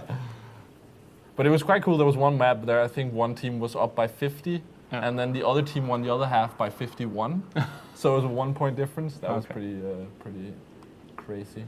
See, focus Now, scoreboard. do they spawn? They're spawning in the same place. Yeah, but swapped, of course. Oh, yeah. So no, I don't know if they. I don't think they're swapped actually. Yeah, they did. Pocket spawned Yeah. the other place Okay. before. Yeah. So they're spawning, as you can see here, right by the C flag, and the Ghost team is kind of spawning a little bit between C and A. So some teams run straight through a sports club or whatever it's called to go straight for C and challenge that right away. You can also go, if you watch here, go straight for A. Some people you can run up to the right and get up to B. It's I don't know what really is the best tactic. It'll be interesting to see at the finals what people do. And I guess it's also about what do the other team think you're doing and do the other thing. Yeah. All right, I mean, guys, so let's get the pictures away. Yeah. All right, so they go straight Get for the C, helper down. and you can see that Benson, did he get taken? Taken out right off the bat. Yeah, but he got spawned on A, so I think that was okay. Let's see here. He's watching A now, and as you can see, Pocket's team are actually going for. Oh, he's sneaking up there. He's not capping yet. He's waiting for his teammate, and then they go for the cap, and that means Benson's team could be caught in B, but they're going for the C cap. Let's see here. So Varmsaft is capping C all on his own, but he'll be contested now by two people. And gets taken out. But he did neutralize, I think. Yeah. He actually capped it, so it'll take a little bit for the other team to cap it. Let's see, Pocket going. He in did have Mr. to Scrotzy B. in his sights, but was a little bit too slow on the trigger. Oh, gets taken out. All right, let's see here. On board with Pocket still. He's going for C. It's neutralized. His teammate is there. Sees an enemy running by and Oh, was nice. ready for him. Gets payback. Gets Takes a out. two-piece Nice right one. there. Oh, You always like watching the kill feed in the corner if your name just keeps popping up right Yeah. there. And gets the flag as well. Pocket is doing gets pretty the well. two-piece and gets the cap. So right now the score is pretty even, 17-16, and yeah, there's good time. So it's still an open Oh, game. Let's see. gets hit by a flashbang and gets taken out. Let's see here. Benson camping B again. Yeah, he seems to like this spot. Yeah. And Well, I mean, it worked fair out enough. pretty- It worked out pretty well. in It the was early fun match. to hear that he said it felt like a 40-point lead. Oh! Pocket takes out Benson. We always like that when they Yeah. fight each other a little bit. And Yeah, I'm looking at the Yeah. video now. We should keep that up and down in the corner of the video of Benson and Puckett. If we can. Oh, Just headshot and gets a two-piece. Ooh, almost gets the third. Nice play by Pocket, really helping his team. They're up with 2 caps. They're still behind with a couple of points, but they do have a good chance of coming back. They're losing A now. Pocket goes for it. It's lost, but let's see if we can take out the player there. Oh, let's see what he does. He finds him another headshot by Pocket, and they go for the A cap now. Have B secured. It looks like Benson's team are just watching C right now. Now they're coming for the, let's see if he goes A or B. Almost gets naded. Gets taken out by Pocket. Pocket killing Benson again. I'm sure we'll hear about this afterwards. Pocket is 8-4, and Benson is 4-8. So very fitting. Let's see, Pocket spawns B. They're losing B. Let's see what he does here. Gets the kill, but gets taken out himself. Takes out Warmsoft and then is struck down by Sinanda. Oh, and Anne-Marie gets Sinanda right there. Let the bodies hit the floor. And Pocket's team is in the lead now by 3 points. But I'm not sure. They might need to go for a 3 cap at some point to be able to make up the points. They at least need to hold both points for the rest of the game. Oh, another gets headshot. a headshot there, jumping in.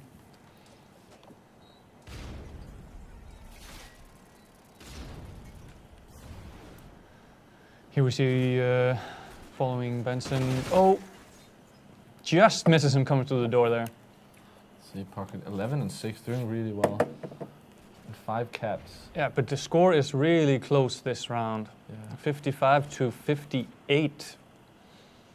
With the Federation led by Pocket here in the lead. And Benson, 57 I'm sure we'll hear about this. Benson at the bottom of his team, Pocket at the top of his. Benson just moved up a little bit. See, they're losing B. Pocket goes for the C flag. Throws out a Like grenade. cooks the grenade. Nobody's coming through there. Sneaking here up on his left, and he gets taken out. And actually, it was Benson who got Pocket there.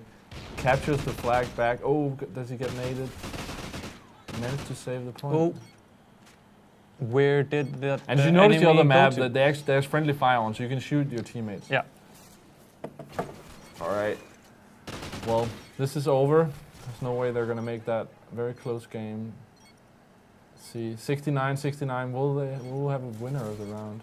Oh, I don't think 72-69. Here for the Ghost team. Unbeatable! Too good! Do you reckon you can beat me at Search and Destroy? Well, I mean, I had 7 flags tier 5, I had 11 kills tier 7, I had 9 deaths tier 11. So you're the worst on your team. No. I'm the best on my team. Tally up the first half score as well. Tally up the first half score as well. I don't know, it was like 14. I put focus on, and you lost every battle but one to me that game. Thank you. I'm fine with that. We winning. We out here winning. All right. So, Pocket, do you have a sore back from carrying the team right now? What's that?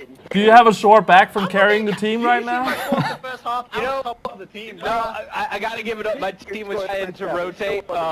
We just lost a few major one-on-ones that we needed to win to secure flags. But, yeah, we played better than we did on Blitz. I think we're just warming up. Search and Destroy will definitely take it. All right, and what map do you want to go for there? Got What map do you want to Sovereign, play, Search? Warhawk? Octane? Teams we're so far ahead Or of you. Warhawk. I'll let you. Warhawk? All right, I like that. Yes, that's and destroy. Oh, no, wait, Warhawk works for everyone? Let me change some classic group. And once again, going for esports rules here with Search and Destroy on Warhawk. Keeping the same teams, I like that. So Benson is actually, I'm going to just write this down. It's 1-on-1, correct? No, Benson is actually up to Okay, 2-0. Oh, dear me. Yeah, we tried, Just but so we everyone lost that knows, last We. one. Destroy is my best I team said type. we. Hold on, let me change my real. Keep team play. So it's domination. And everyone else. I got to tell you guys, this is definitely my worst map. So good luck carrying. Really? Oh, don't worry. Great map. I hate this map. That's Yes, a of course you destroy got to map. change the classes up a little bit. Search and Destroy, very different game type. Yeah. The only non-respawn game type. Benson, where what you classes only are have you one using life here? per round. Let me see these I'm classes. knife only. What's the search class? I'm knife only, bro. Knife I'm only. playing says, on guys. a Warhawk map, Yeah. bigger Oh, map yeah, of that's course gonna than be one before. That's cool. And I just give us a quick rundown of what Search and Destroy is So all Search about. is, as I Run said, not a after with the knife, I will resport knife game you. type. You have one life. One team starts with a bomb. Yeah. The other team needs to protect 2 bomb sites, and the team with the bomb needs to plant one of them. You win by either killing the entire enemy team, or by if you have the bomb, plant it, let it explode, and the other team can win by defusing the bomb. You play first till 6 wins, so you can. It's best of 11 rounds. In esports, when you play pubs, it's best of 7. And yeah, you have 1 life per round, and then we'll. I think we'll go more through it when we actually play. Yeah. It. But Yeah. here you also swap sides every round, so you play 1 round as attack, then 1 round as defense, and then you swap back and forth. So let's hear it from the team captains. We ready to roll out? Yeah, ready enough. I don't need a sniper class. I'll just wreck fence with the Remington. Please do not. All right, let's start it then. All right, Anne Marie, you put up 25 kills. Caribbean Beef, you put up 25, and we'll win. 25. That's a lot of kills in Search.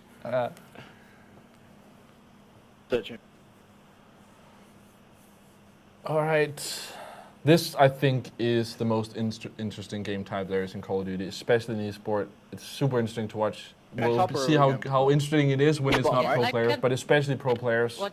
I hope at the championship we get top, some of those best top, of, we're 5, we're I top, think guys, they we're play, top. and then That's get to I'm going to.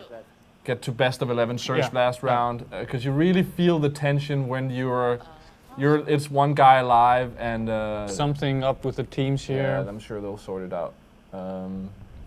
So you see Pocket I starts out on believe offense. Anne Marie should switch up to the Ghost team, if I'm not. And as you can see here, Pocket is on offense. There He has you the go. bomb in front. No One guy way. can grab the bomb, and you choose to go either B or A.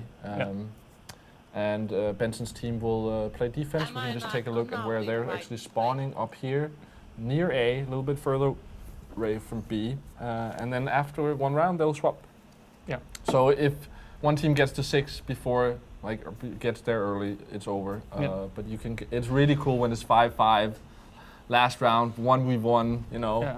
Actually, last weekend, no, not a lot last weekend, during the European finals, Yeah. I actually tuned in because we had the MLG stream Oh, on running your here on side, the yeah. side, and I tuned in, and this was the game mode Yeah, that was yeah. running on this map, and I actually have to say, I had a blast watching it. Oh, Pocket gets taken out. Already, quickly. See, the right thing off is the now, bat. it's quite easy to pick who you want to. Yeah. Look at that. You just go for the one that's Yeah, alive. exactly. So we got a 3-on-2. Benson's team up 3, and they're playing defense, which is usually the easier thing to do, but you don't have to force yourself that This much. is weird here. We have Anne Marie, she's out, but we only have 1 kill. Yeah, I don't know if she didn't spawn in on time. We'll That- see. But Sinanda is also It's out. okay. Don't worry. We'll see what happens. Okay. Oh, Benson gets a kill on Caribbean Beef. So it is a 2-on-1. Let's go on with Scrubs. He has the bomb. And see, the thing is now, he gets a kill, 1v1. The thing is now, he's a little bit under pressure. He has 40 seconds. He has to plant a bomb or get the kill within the time, where Benson can actually run away. And you see that sometimes in pro games. They run away and just hide. And looking at the map, that is exactly what's Let's happening. see what However, Benson does. He is watching he's here, coming up on him. up top. He actually ran past. He's going for B, and Benson is watching, but he's actually running after him here. He's right behind him. Let's see if he gets the bomb down. He sees him there and gets the kill. Gets him taken out. And see, that's where Benson could hide and wait a little bit, and actually Too easy. S&D master. Yeah. has the Sign thermal me up. for game battles. Right now, let's go. All right, and generally it's more interesting to actually jump on board with the offensive team, so we'll do that. We'll see who grabs bomb and follow that player. Such a guy. Nice play there. Let's see who grabs bomb. Oh, they're doing offense again. All right, let's see here who has. Here we are. Varmsaft has the bomb.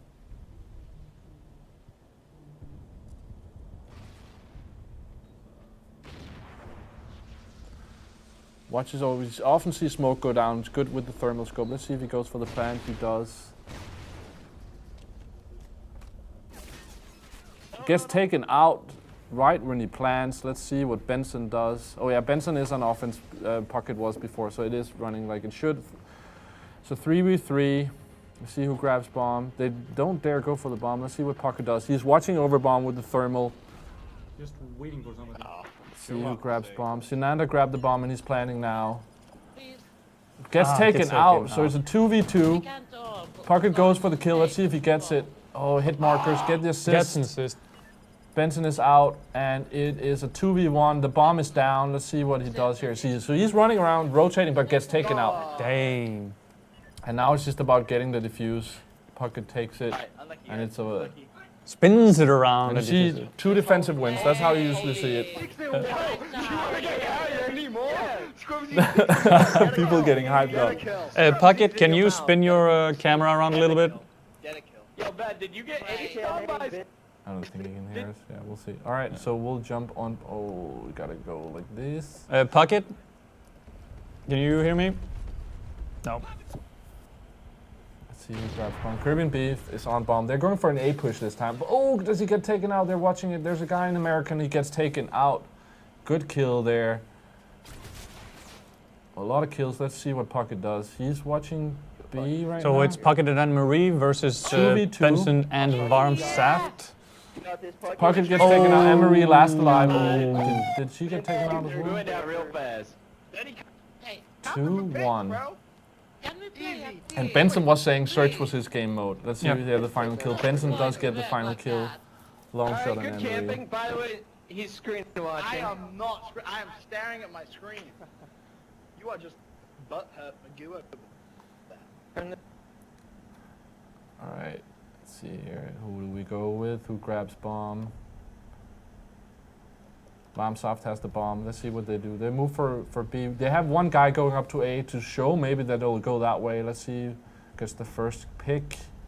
Very important often to get the first. Being 4 and 3 is really good. All right. Oh, 2, nice. 4. I got picked just Benson's like team. that. Pocket got taken out. He's actually 0 and 3. And Benson is 4 and 1. Let's see what they do. They have 2 guys up at A, Anne-Marie and Mr. Scrubsy. They're not watching B at all, so they should go for the push. We have a guy running around up here. Varmsaft dropping the bomb. He gets the kill. He's just going for the kills. Last alive, Anne-Marie up in American. She needs to push. Bomb is down. Gets 1 kill. 1v3. Let's see if she can crush this, but doesn't happen. God, I see him. Sorry. 3v1. You got one. That was That's Pocket not good. dropping the donut so far. Yeah. Oh my God. He's got thermal. Just waiting for her to run the corner and screen gets the watching you, headshot. man. He was screen watching. You could see the radar and you could see the bullets. Stream watching, I like that. Let's see what happens here. We should go on board. Pocket grabs the bomb. The captain is going for it. They're going for A. Let's see how they position themselves. They're going sending one guy down to B. Oh, Benson is. some bad lag here. Yeah. I think that's just us. Yeah, watching let's it. switch over to another player, see what's up. Let's see what Benson does. And it's a 4v3. Pocket still on bomb. Scropsy, the top player, actually got taken out. Minute to go. See, Angiano. Oh, we'll see something here. 2v1 in this situation. There's a guy in blue tarp. Gets the Oh, kill. nice Ooh, one. 4-0. 4-1. Oh, Picking up the assist. Yo, Varm's good. no way.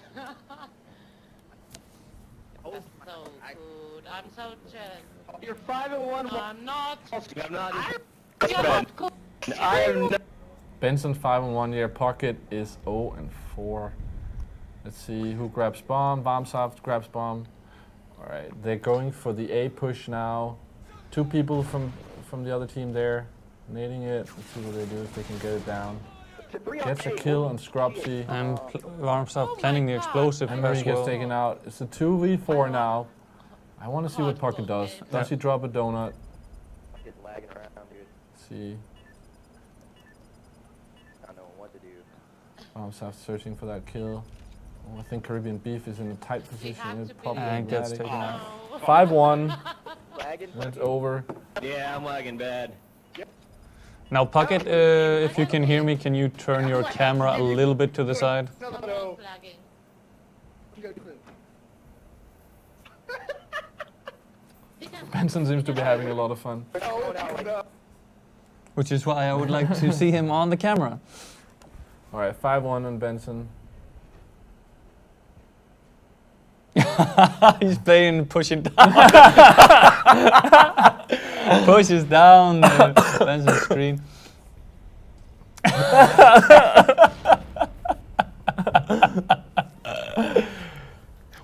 We have that on film, so See what they do. Oh my god, every time I'm dead before I see All right, Only Caribbean Beef Caribbean last Beef. alive. 1v4. Let's see if we can get a clutch here at the end. Does have bomb. Oh, managed to sneak around there. There's a guy behind the bar. Let's see, gets the kill. Yes. That was 1. 3 to go. No one plays that thing. Rotates around. We'll meet a guy right here. Oh, he's gonna get taken out from the right there. Oh, he Green definitely gets watching Ben, spotted. I caught him peeking. Oh, too bad.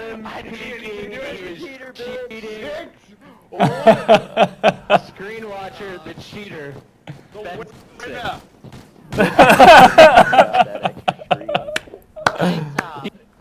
Cheater, sit through our game. With your guys' screen. I apologize. I couldn't even move. All right, guys. Congratulations, Benson. Well played.